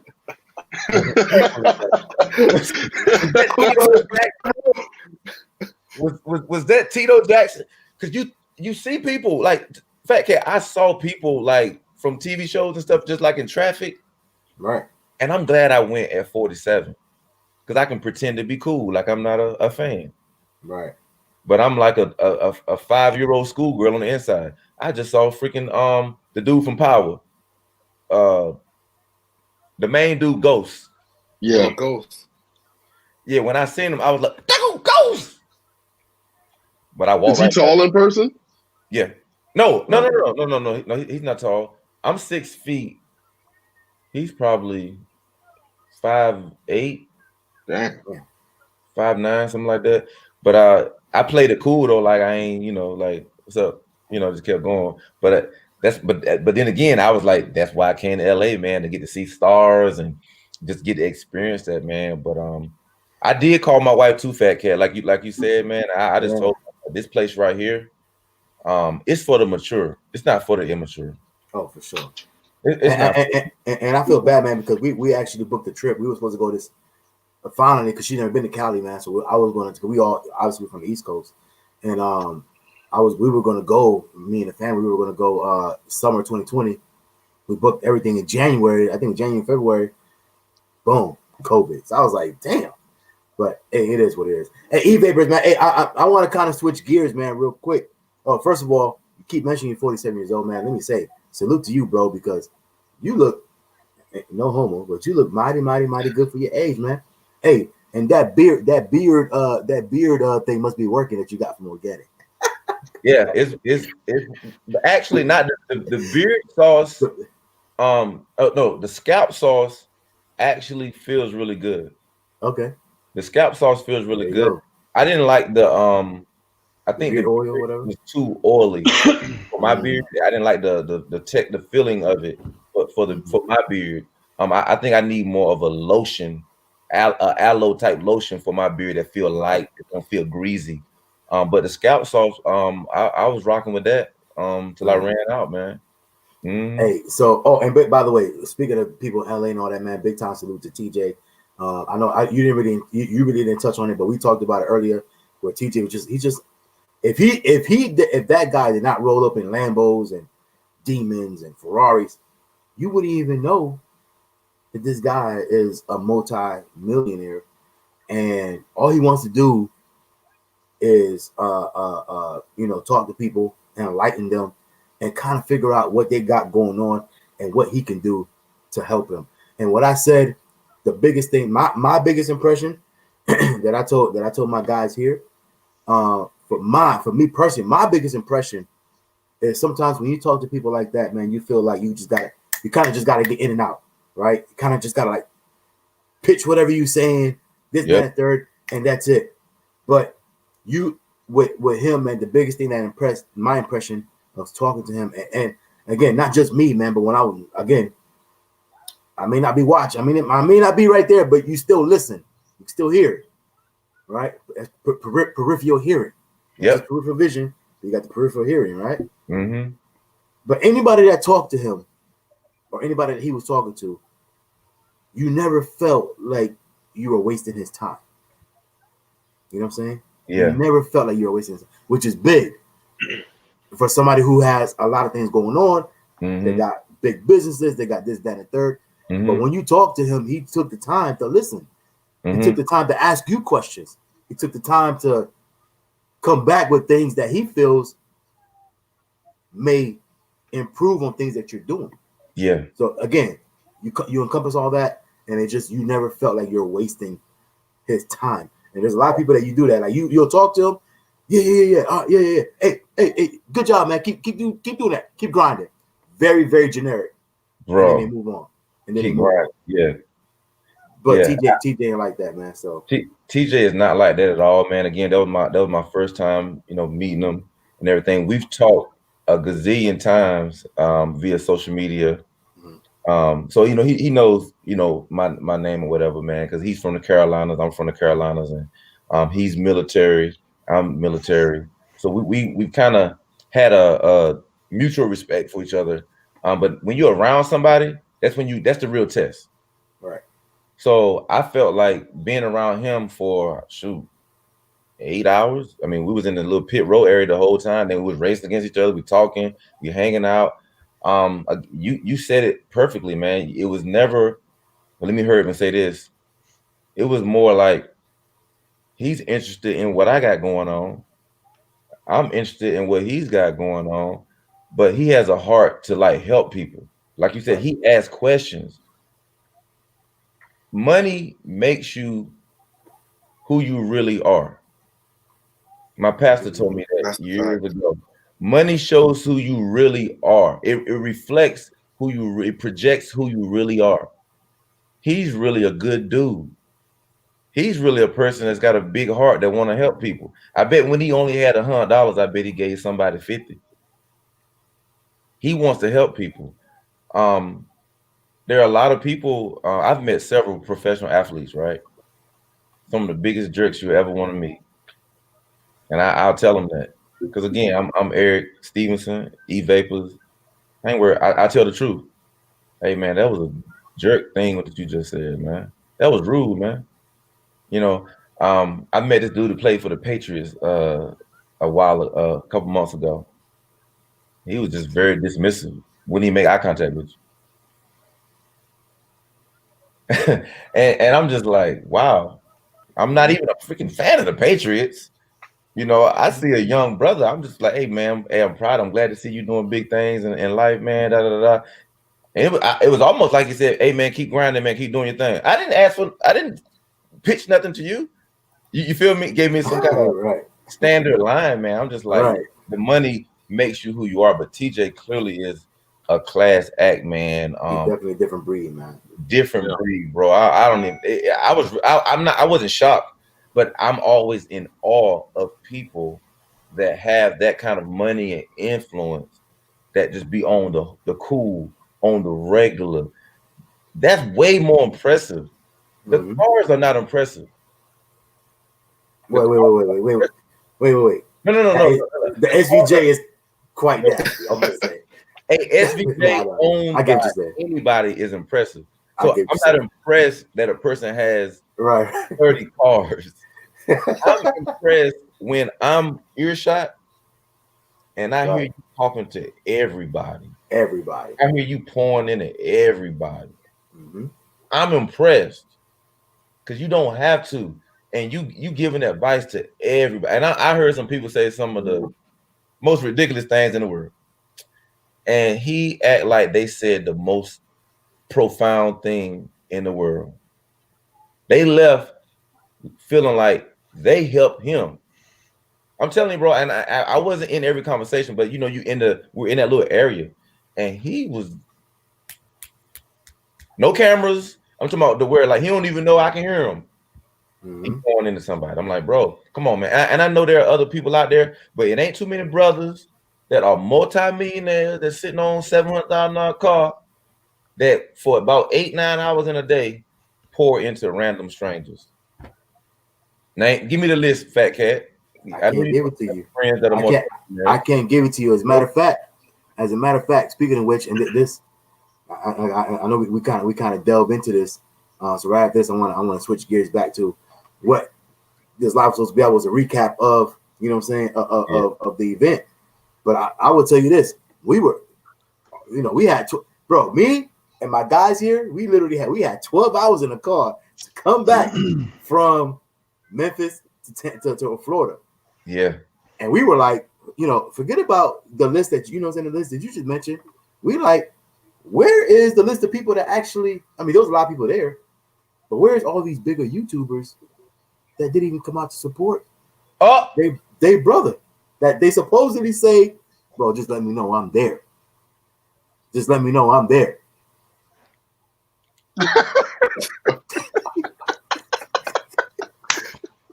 Just let me know I'm there. Yo, E-Vapor is funny, bro. Where are these guys at? Where are they at?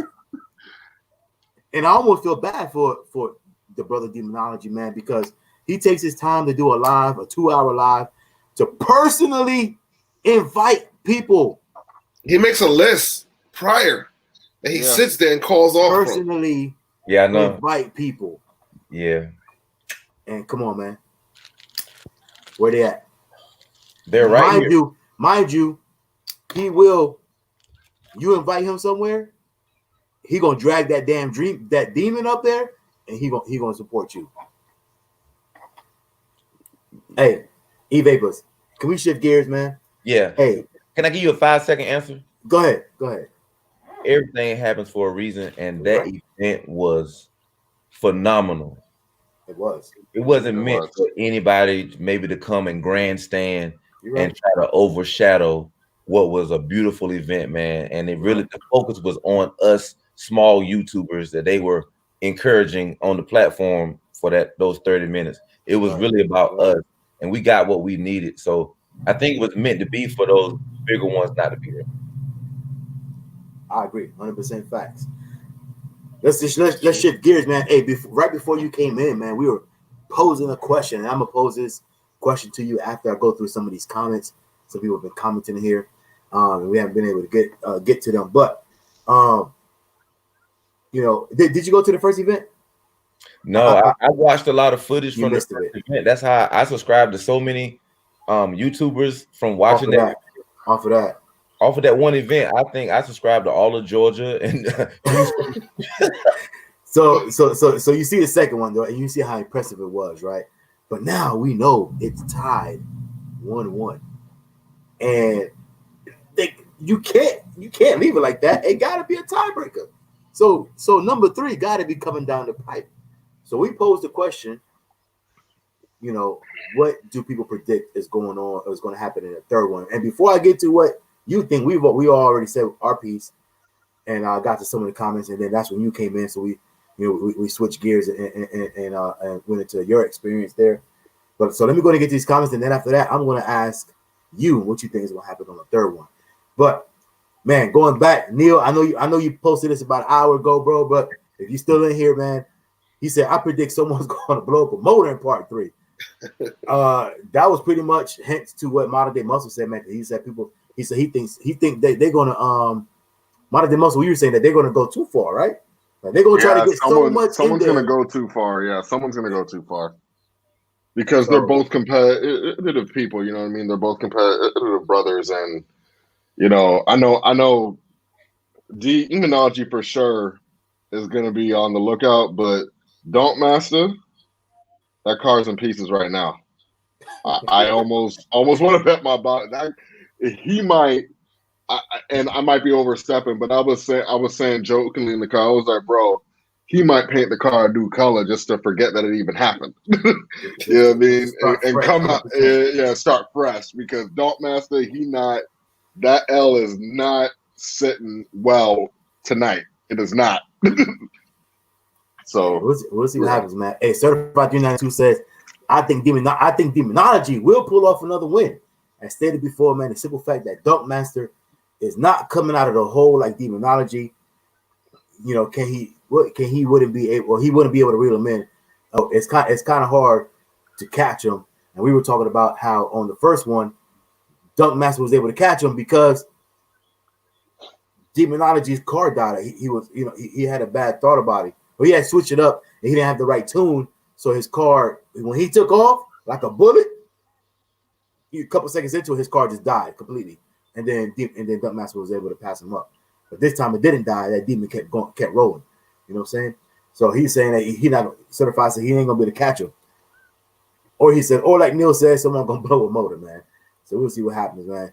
Daryl says, man, Dunk Master car is dope, but that demon tune is different. If he has it built to beat twin turbos, that's different discussions. But Demonology only switch to twin turbo, just have something.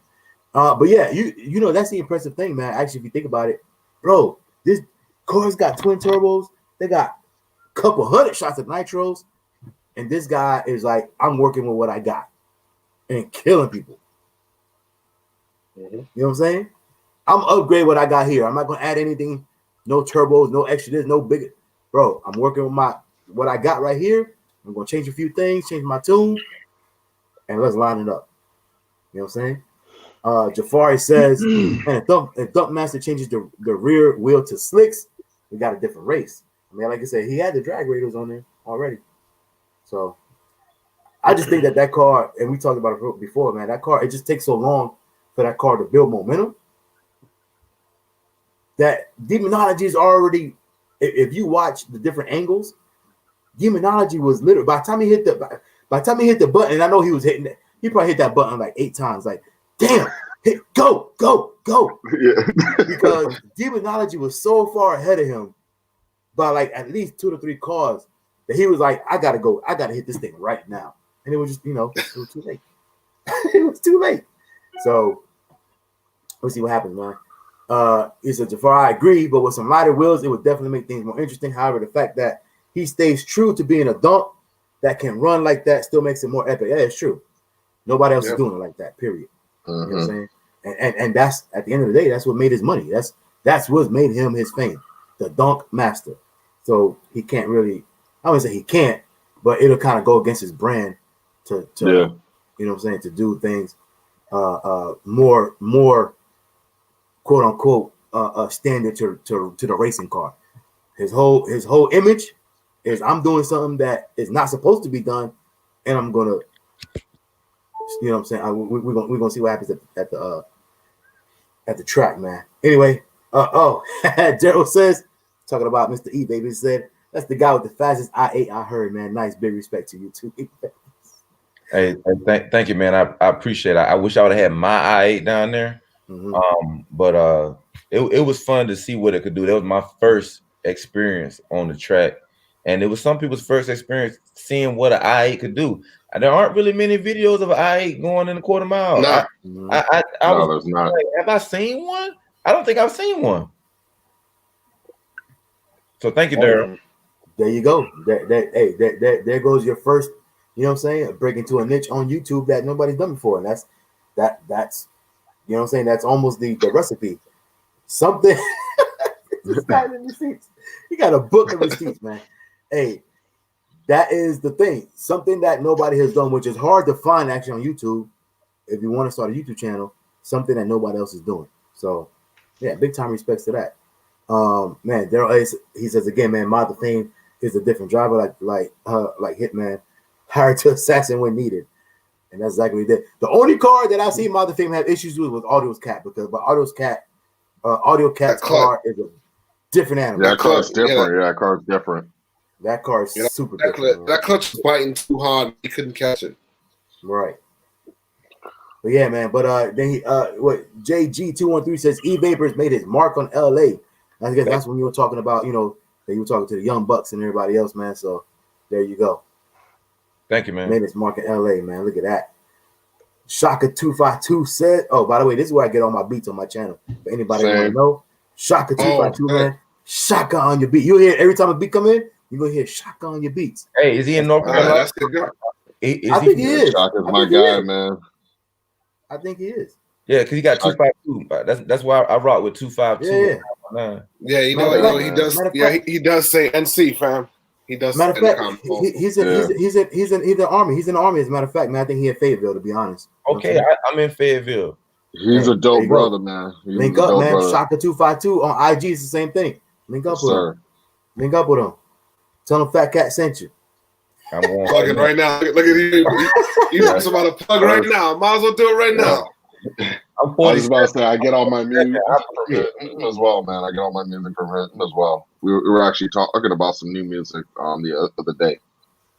Oh, Lefty says, man, you guys are celebrities in the car community, man. Hey, yo, you know, E-Vapor said the same thing. There you go. I'm already following him. Oh, you already follow him? Yeah, that's my guy, man. Man, I think Instagram don't be sending everybody stuff, man. Nah, don't. It doesn't. Yeah, it doesn't. You don't see everybody's stuff. I ain't seen none of these posts. I'm already following him, but I haven't seen any of these posts on my timeline. Yeah. It's the same thing on YouTube. Even though you subscribe to them, whatever, they're only gonna send you certain things. You know what I'm saying? Yeah, I got them too, man, on the gram, and that's crazy. I didn't know I was following them. Yeah, no, I haven't seen any posts at all. That's crazy. Lefty said we celebrities, man. He must be talking about E-Vapors because he definitely ain't talking about. I know he ain't talking about me. Lefty, that's good people right there, Lefty, man. Yeah, he sure is, man. Big time supporter, man. Every time we do a live comment, a video, whatever, he's always in the comment section, man. So very much appreciated to Lefty, man. Shaka, there you go. Oh, okay. Giving the thing to at Lefty. Let me see what else we got, man. Certified says, man, not gonna lie, FaTKaT was one of the many YouTubers that inspired me to start my own channel. So big ups to him and the rest of you for being personable and genuine good people. E-Vapors, big time respect. Hey, thank you, man. I don't know if Certified 392 is still in here, but he's in Florida, right? In Jacksonville. And matter of fact, Ace, we were talking about it. We had an event at Ace Mopar night. He came over there one day. And matter of fact, I was still early into like really early in my channel, maybe like a few months. And I'm walking, man. I'm just walking. I had my wife with me, my kids, I'm just walking. Hey, you FaTKaT? I'm like, hold up. And I look at him. Let me holler at you, man. Let me holler at you. I'm like, yo, I'm about to start grabbing something. I'm like, yo, hold up, what's going on, man? Because the way he came at me was, yo, you FaTKaT? Yo, let me holler at you, bro. I was like, yo. But yo, man, hey, Certified 392, man, is a good dude, man. He got a car club up there in Jacksonville. And yo, he came up. You know how some people, man, like, they come up and they want to be like, yo, yeah, I watch you, you know what I'm saying, this and that. You're all right, whatever. Yo, he came up, bro, like, yo, I watch you, bro. You an inspiration, this and that. As a matter of fact, I kind of told you that, people come up to you like, You know what I'm saying? Like almost it almost feels like you're a celebrity, and it's almost like you don't really know what to do with that because, like, bro, I just picked up a camera. You know what I'm saying? I can't see what is that. I can't see what you're holding up. Oh, you was doing what's oh no, I was taking the Oh, okay, yeah. I thought you were showing me something. Yeah, but for me, you know what I'm saying? It's like, you know what I'm saying? But he was one of those guys, man, that came on, like I said, I was early to my channel. And that's what made me realize, like, yo, this YouTube thing is different. Garage driven modern day muscle. I don't know if you guys, even Illest the Ills, Illest the Ills doesn't have a YouTube, but he has a pretty deep, he got 20K subscribers, followers on IG. Mm-hmm. So he ain't no, like, you know, he ain't no small deal. Like, you know what I'm saying? Like his car is a heavy hitter on IG. Mm-hmm. You know what I'm saying? So IG people is big, bro. Like IG can be more important than YouTube, man. If you play it right. That's what I'm saying. So I mean, I don't know. Maybe you guys could talk about this, man. But like I said, for me, it was almost like when those little things started happening, man. Like Certified 392, my dude Jose, you know, other people that came up to me, they was like, bro, like I literally wait for your video to drop every day. Like I wait for your video to drop every day. Like you don't understand. I wait for it. Like you are a big, you know what I'm saying? Like Jose told me one time, bro. I don't know if you know who Jose was on my channel, man, but he don't got YouTube or anything like that. But he got, you know what I'm saying? He got a dope car. He let me feature it and everything else, man. He's just a good. We talk about just a good, kind-hearted individual. That's Jose, right? Bro, he came to me. He was like, "Yo, bro, you don't understand." He was like, when I get a notification that your video comes on, he told me this like probably like a year ago. When I get a notification that your video dropped, he's like, it doesn't matter what I'm doing, bro. He's like, I can literally be driving. I pull over and I watch your video. Celebrity. Like, dang, that's big. That's like, big, what? bro. Celebrity. So no, but that's what made me like kind of humble myself even more than what I was and be like, yo, it's not even just about me anymore. Like it's bigger than me. You know what I'm saying? Like it's people acting really like liking what you're doing, you know what I'm saying? And liking your content, liking what you bring into it. Yeah. You know what I'm saying? If you would say a couple words of encouragement, bro, like they feed on that and it can actually change their life. Yeah. You know what I'm saying? Can you guys talk about that, man? Like different, because you know, obviously Garage Gym, Modern Day Muscle, even Illest the Ills, what you know what I'm saying? Your impact on IG, man. Can you guys talk about that impact and people coming to you guys and what it kind of changed you as a person? Can you guys talk about that a little bit? You want to go first, Garage? Yeah, now for me, honestly, like it's just a weird feeling, man, to see people like even yesterday, some dude ran up on me while I was walking through like normal, and he was like, "Yo, I know you. I watch all your videos." Like I was like, "Damn." You know what I mean? I've had people just come up to me like, "Yo, you the dude that do all the work in your garage like that." I'm like, and yo, it really makes you humble. Like, damn, like yo, you know, there's people out there that like watch you, that support you, that like. You know, they depend on that content from you to like, you know, kind of like, you know, just get them that, something just to watch, man, to be entertained. You know what I'm saying? So it just feels good, man, just being able to reach out to people, man, in that way and give them some sort of form of entertainment. Because honestly, yo, TV, how many people watch TV here? Actual TV. Oh, not many. You know?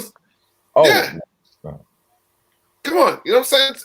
Most not much. Most people on their phones now. Most people on their phones now. Yeah, that's what I'm saying. It's mainly YouTube, and it's coming to, you know what I mean? YouTube, Instagram. So it's like just being able to influence people like that, man. It's a good feeling, man. Yo, Garage Driven. Yo, Garage Driven. Let me interrupt you real quick, man. Yo, Illest the Ills. Man, we kind of normally our lives only go about an hour, and we kind of obviously we went overtime, man, because it was just too good to kind of cut it off for everything that we was dropping here. But I know Illest the Ills has to he has other matters to attend to, so we're gonna go ahead and let Illest the Ills go out, man. You got any last words, man, with anything that we were talking about as far as influence or anything like that, or are you good? No. One of the biggest things that I try to do is anyone who follows me and they've hit my inbox with questions and stuff, I don't think there's anyone I've never not answered. I get questions. I get questions a lot on everything: car care, exhaust, what wheels, what size. I'm not one of those, I call them douches, people who don't give out their offsets and all that stuff. I think that's fucking silly. Whoa, that's ridiculous. Man. I think it's just silly talk. But I've answered literally every question I think I get when people come with me or come at me with questions on different stuff. So, I mean, I've spent tons and tons of time. So I think that's one of the advantages. You know, I don't pretend to know everything. I'm far from it. But the things I have, I know, and people know me for. Some things you can go cheap on, and some things you don't. And if I'm recommending something, it's quality. I think that's one thing that I've tried to put out there myself. So I could have a list of, you know, e-vapors you're talking about. You can make IG bigger than YouTube or just as big and so forth. I could have a list of sponsors to the end of the page, but I reject a lot of them because it's shit I wouldn't even buy myself. Wow. So if I would buy it with my own money, then I would think about, you know, doing a collab or sponsorship or whatever we want to call it, partnership, whatever we want to call it. So I don't think, and those who follow me that are watching this now, they know that if they hit me in the inbox with a message, I usually answer it back. I might not have hours and hours to keep going with it, but at least I get to the meat and potatoes of it. So I think that's one thing that we can do as people with either large YouTube following or a good size IG following or Twitter or Snapchat or whatever tickles it for you, is to just give back what we've all learned. You know, give back the knowledge that we learned with cars and life and what have you, and give it back to those that are seeking out the same knowledge that we sought out at some point. So that's my 2 cents. Man, he went out with a bang, bro. He responded to folk. That's major. When you respond to folk, that make people feel good. You're never too big. I said this on another episode. What are you without your social media? Are you anything without IG? Are you anything without YouTube? If your whole world is what you're driving or what your social media is, you're still at the starting line. It's ridiculous. So, I mean, I don't pretend to be a big IG or a YouTuber or anything like that. I'm just a normal dude. I have a job just like anybody else. But I think the biggest thing is those who come at you that are actually seeking answers and truth, give it to them. If you got, it takes, I hate when people say, oh, I forgot to text back. I didn't have time to text back. Bullshit. It takes fucking 5 seconds to text back, max. And everybody always has their phones on them. Like, don't act like, oh, I was, you know, I'm doing, bro. Everybody always has their phones on them, bro. Like, I've been leaving people on scene, man. Stop leaving people on scene. Yeah, I've answered some important messages while I've been sitting here listening. You opened up the original thing is people don't have to be looking at you to be listening. I've heard every single word here, and I've answered just some important personal stuff. But it's the same thing with people with messages like that. It's like it takes 2 seconds, and you can change that whole person's perspective on what direction they were going or what they want to do. So that's one thing that I think that I take from it is just being able to help others that I didn't get help with, or I had to figure out the hard way, or I had to waste money on to find out not to go there or use this. So I just honestly, I probably go too far with it sometimes, but it is what it is. Now, honestly, it sickens me though. Like when people, you know, like when I respond to people, and then they respond back, "Yo, man, thanks for responding, man," because there's so many people out there that don't respond, and I get that. That shit makes me sick. I'll be like, "Yo, nah, bro." I always respond to everybody, man. I don't. Yeah, I'm like, damn, like give out the knowledge, man. That's why I'm not to put those videos out there showing people how to do things. Look, yo, you was there yesterday. You was there yesterday. Shout out to the dude that what was his name, man, with the green scat pack. Oh yeah. He said, man, I was cool. He said I was what was his name? I forgot his name. TK's Garage. No, Truck L. Yeah. What was it? I forgot whatever his Instagram. But anyway, dude said, yo, thanks to you, man, I was able to install my own wicker build. Just because I put a video out there how to do it. Save me some money, man. I'll leave you with this because I actually do have to dip. I apologize. But you said one thing earlier is that money shows how people really are. Right? Money shows how or who people really are. So does fake social media clout. That's a fact. Works in the same thing. A lot of people you think are up here doing this shit are really down here just trying to keep up with what you're doing. So same. It works both ways. So I don't take it seriously. If you know me in person or if you met me in person, I don't take any of that social media stuff. I wash my car, I go take pictures, and then I come back and like have lunch, and I'm just a normal person. So it's very, very simple. I didn't have social media and all that stuff before this. I don't even know why, but it's a good thing because I met, you know, all the people, all of us here. Yeah. And all the people that we hang out with normally through that. But other than that, that's what I use it for. It's to car people, have chats, do this, go see cool cars. I don't care if it says 18,000 followers, 19, 20, a million. It doesn't mean anything to me. Yeah. Hey, Illest man. Oh, I couldn't hear you. Yo, Illest man. Hey, thank you very much, man. He's one of our co-hosts, man. Co-host here on Free Smoke, man. Obviously, that we do these videos almost every single day and our live streams every single Sunday. One of our co-hosts, man. Super dope individual, like I said, and like I said, he has the biggest following out of all of us. Actually, in any social media platform, because I'm coming up on 20,000. He has 20,000 followers. You know what I'm saying? So when it comes down to actual numbers on social media, he is the biggest out of all of us right here.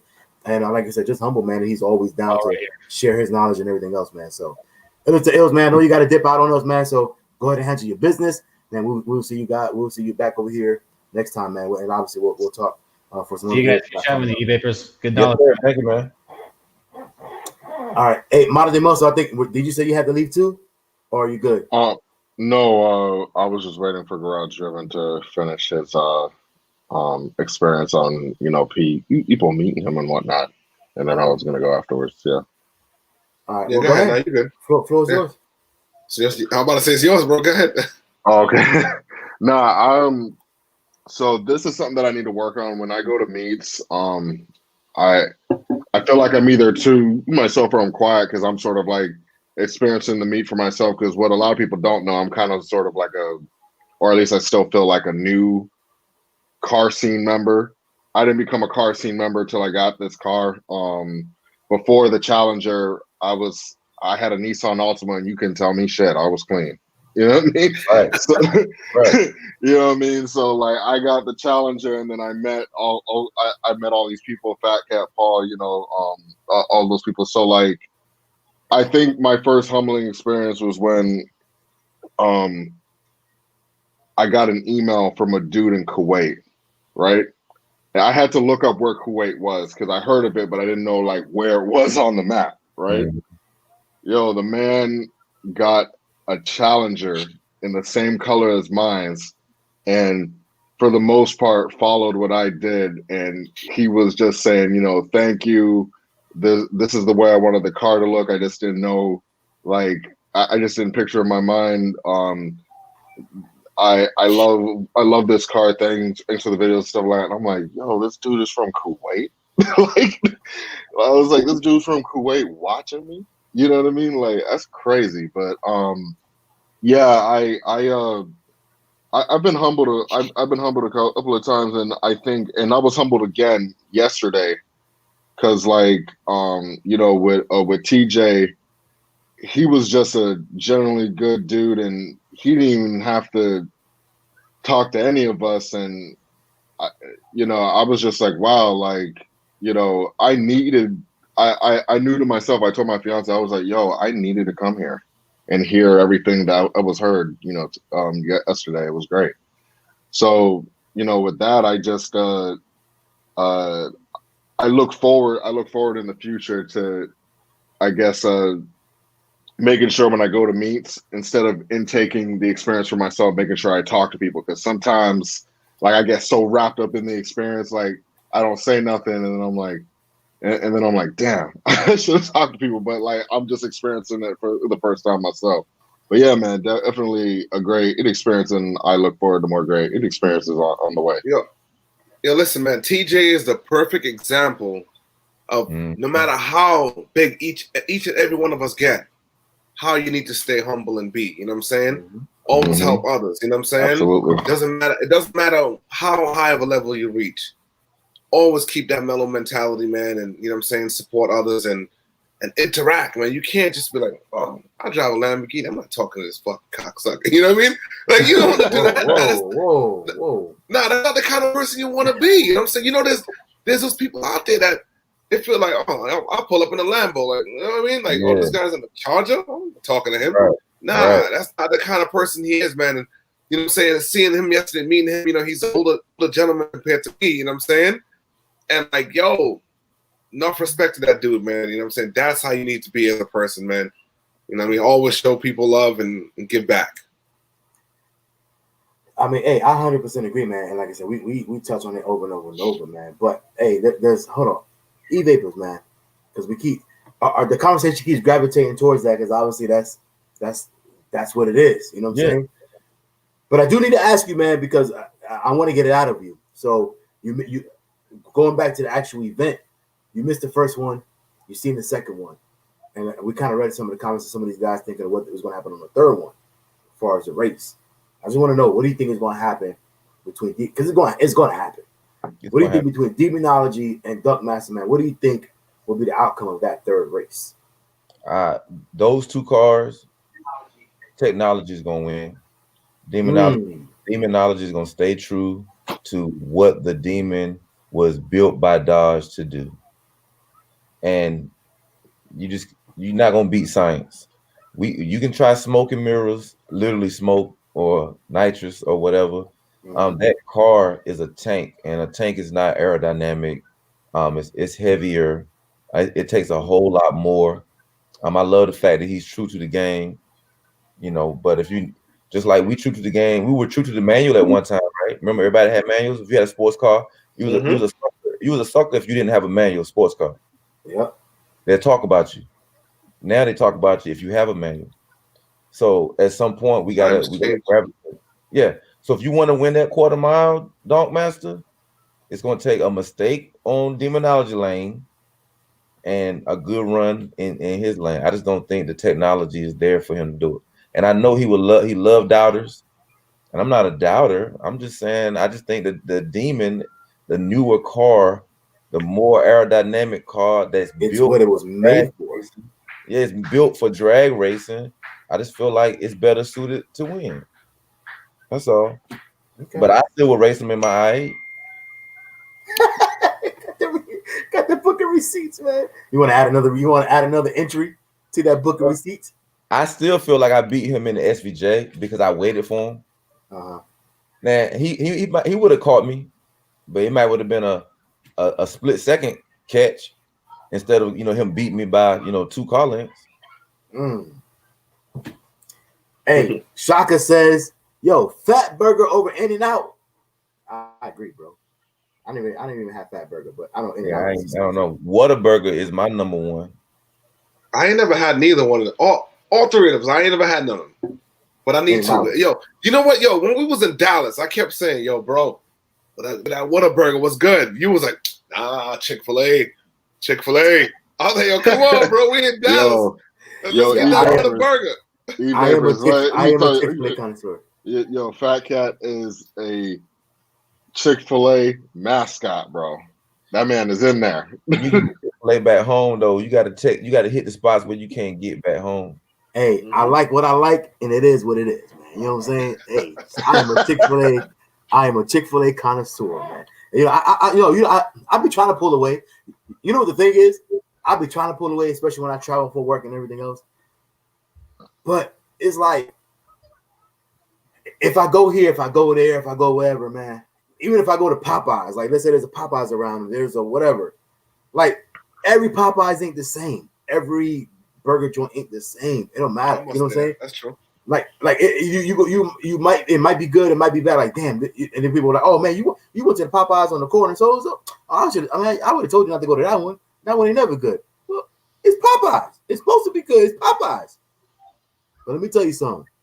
You go to any Chick-fil-A in any corner of the world, I don't care where it's at. The same.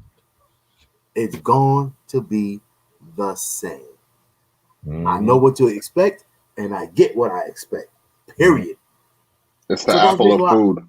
That's the reason why I always fall back to Chick-fil-A, because after I flew, from Tampa to LA or to San Diego, really is where I go, and then I hop, then I drive out to LA. But anyway, so after I fly from Tampa to LA to Cali, I check in my hotel, or I go work a little bit because drop down, go work for a couple hours, do what I got to do, and then go check in my hotel. Now it's 8:00 at night. I don't want no surprises. I don't want no surprises.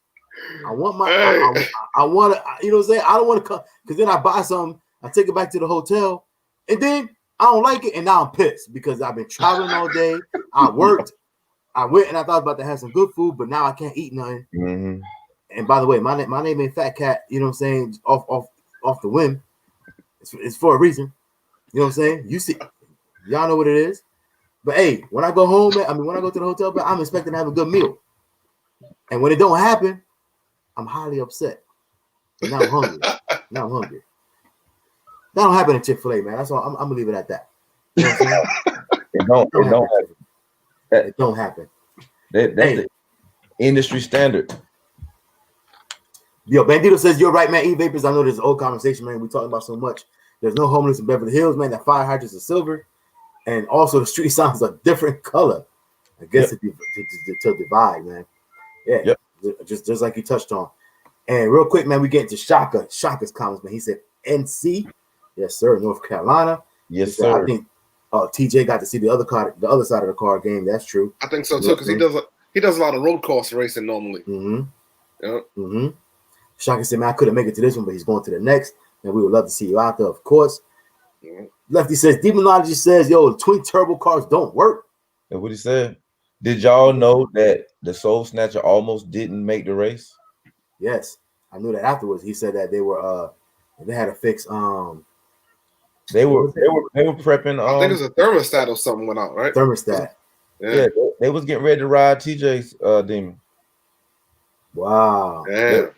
They was making preparations for it. It was like, okay, let's get ready, man. So I was glad that even if he would have, let's say he won in TJ car, that wasn't your car, right?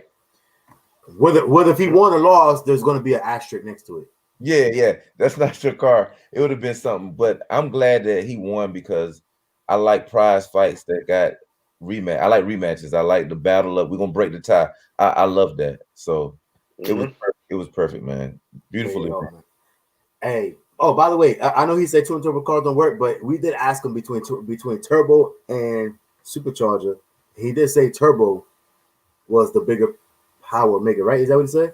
Yeah, like, you're gonna make more power with a turbo car. Yeah, man. Shaka said, man, I used to live in Greensboro. Yeah, Greensboro, okay.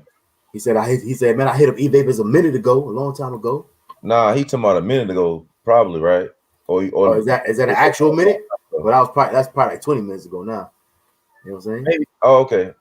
Yeah, he just hit me. Yeah. Okay, there you go, man. Certified as good people. Yeah, for sure, man. 100%. Definitely, that's my guy certified. Oh, hey, what did you were I was Army. You were Navy, right? Navy. Yeah, I think certified is Navy. Certified, I think so. TJ was Navy. There y'all go, man. Appreciate the love, fam. Big respect to you as well, Shaka, man. There you go. Man, we're gonna get to a few more, man. Then we're gonna let this one go, man. But like this says, man, I sub to Garage and Modern Day Muscle from FaTKaT.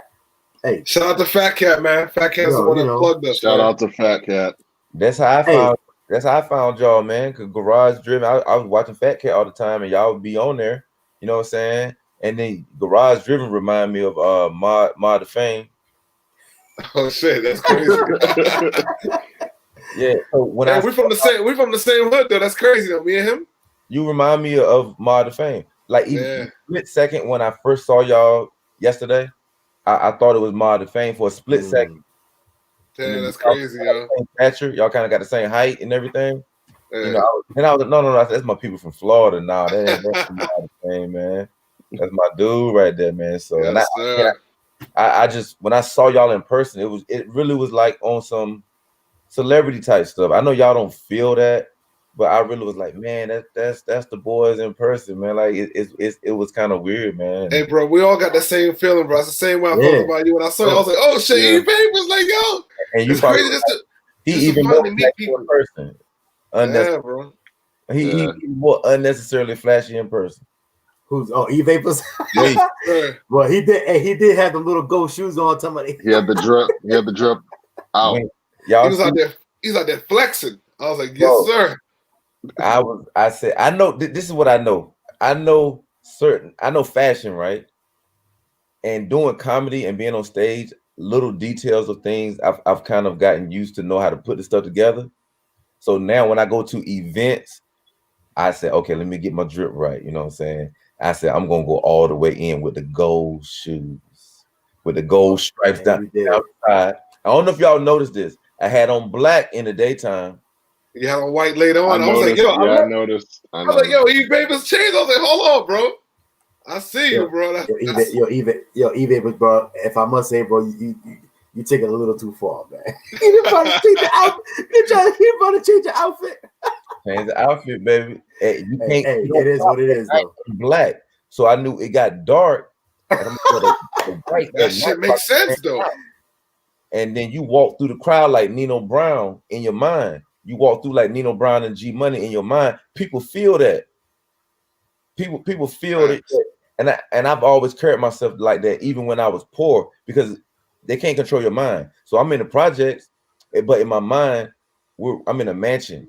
You know what I'm saying? I'm on a mink rug in my mind. And even my first car was a bucket. But like Pac says, I'm rolling the bucket, but I'm riding it like it's a Benz. In my mind, I'm always in that big body Benz, no matter what car I ever drove, man. And I just always carry myself that way. My wife be like, you swear you the most important person in the room. I said, well, I tell myself that in my mind, so I won't ever feel like I'm inferior to anybody, because people of color, a lot of times we grow up feeling inferior in certain circles. You know what I mean? So I've always trained my mind to be like, I'm just as important as anybody in this room. I got just as much money as anybody in this room. I got just as much swag as freaking Denzel.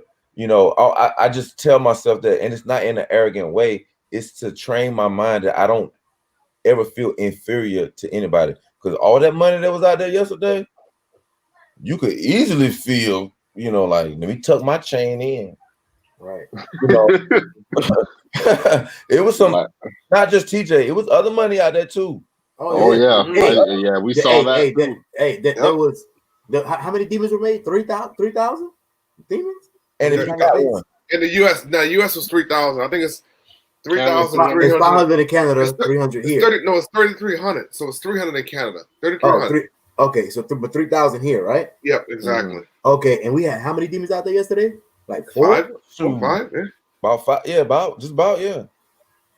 So you talk about a good percentage, like literally all in one spot just to come to an event and go race. It wasn't like no like demon event. It was just people that got demons. Oh, okay.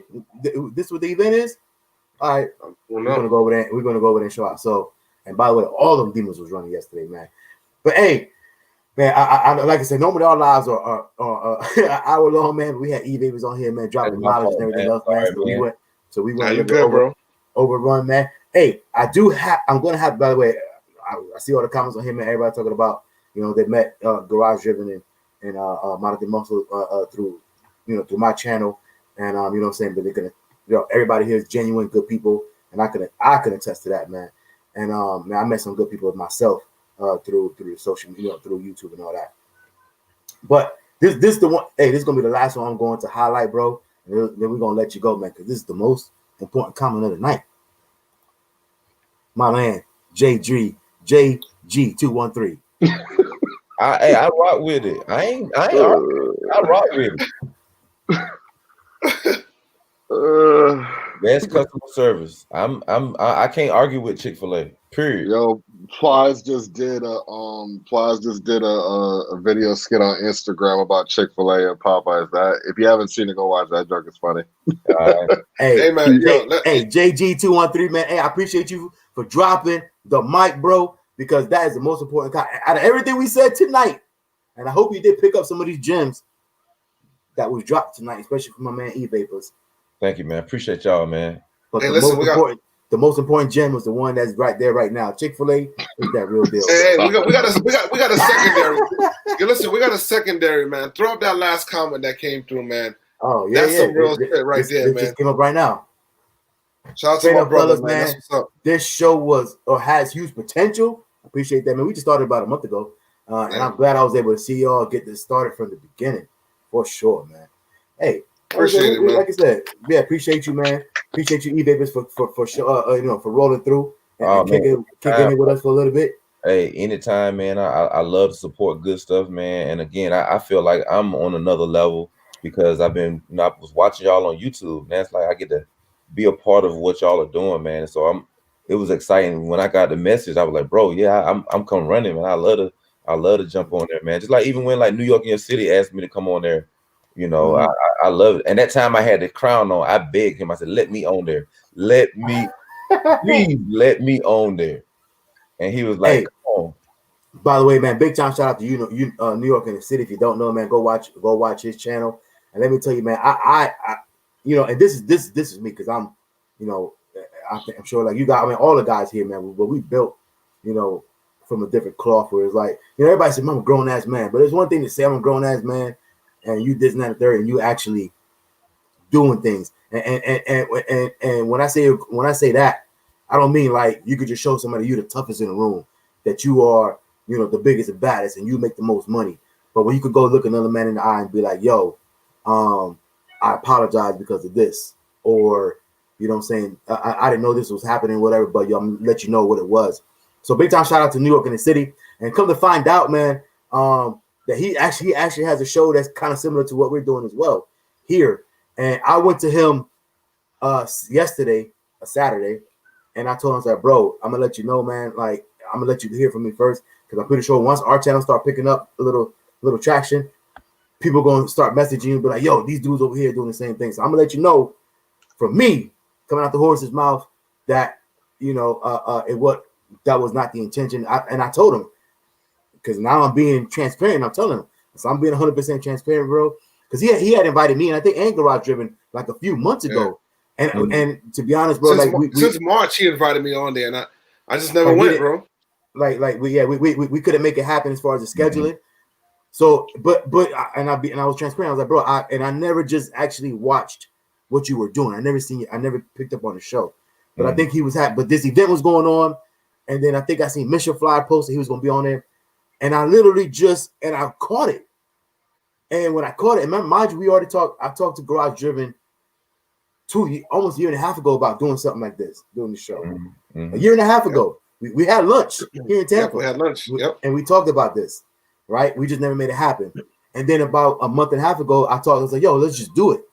And actually, my inspiration was the channel Life Apollos, because Life Apollos covers all of like the supercar YouTubers, DDE and Street Speed 717. These guys I got. Man. And I was like, in my eyes, I was like, yo, ain't nobody doing it for us. There you go. But that's unique though. No, we don't have a platform for that. So y'all got something nobody. I said that not knowing that this dude was kind of doing something similar. Oh, well, yeah, I didn't know that. His show is not just premised on, I ain't even gonna say for YouTubers. Right. Car community. It's so much more. It's helping people with money. It's a broad scope. But if y'all was the black positive Apollos, Life Apollos, right? They don't exist. And that's what we were shooting for. Like, that's not what we were shooting for. That was just like the inspiration, and obviously we're gonna put our own thing on it. You know what I'm saying? So, but anyway, I went to New York, bro. Like, damn near when the first time. That was the first time I actually met him in person. I went to him and I was like, bro, this is what it is. I want to let you know from me that we wasn't trying to come step on anybody's toes or anything like that. We were just doing this or whatever. So if it comes down to it might have been something like this, I'm gonna let you know right now, it was nothing like that. And he was like, yo, I respect it. You know what I'm saying? That's it. Simple as that. We dapped up, you know what I'm saying? And and that was it. There was never no, you know what I'm saying? It was nothing ever crazy, man. So anyway, other than that, man, that's all we got, man. Hey, again, Vapors. Appreciate you for coming on the show. Thanks for coming through, bro. Appreciate it. On the last minute, I hit him up. He was like, yeah, I'm there. So he came through. So appreciate you again, man, for showing up, man. Hey, we're gonna keep doing this, man. Again, just like my man right here said, man, Shaka, again, networking and building, man. Hey, yes, sir. That's what it's about. That's what it's about, man. So and that's what this whole weekend was about, really, this whole last weekend, man. So anyway, other than that, man, hey, I'm your boy FaTKaT, man. That's Garage Driven right there, man. We got Modern Day Muscle right there. And again, the man of the hour, man. We got Vapors, man, on YouTube, man. Make sure y'all go check them out. We got some great content for y'all. And like I said, not only does he does car stuff, IA stuff, and all that, but he's gonna give you some motivational stuff. He's gonna give you some stuff on how to get your pockets right, for lack of a better word. And man, you just gonna come out with a whole wealth of knowledge, man. Anyway, other than that, man, we out of here. Y'all watching Free Smoke. Appreciate y'all. We out, man. Be blessed. We out, man.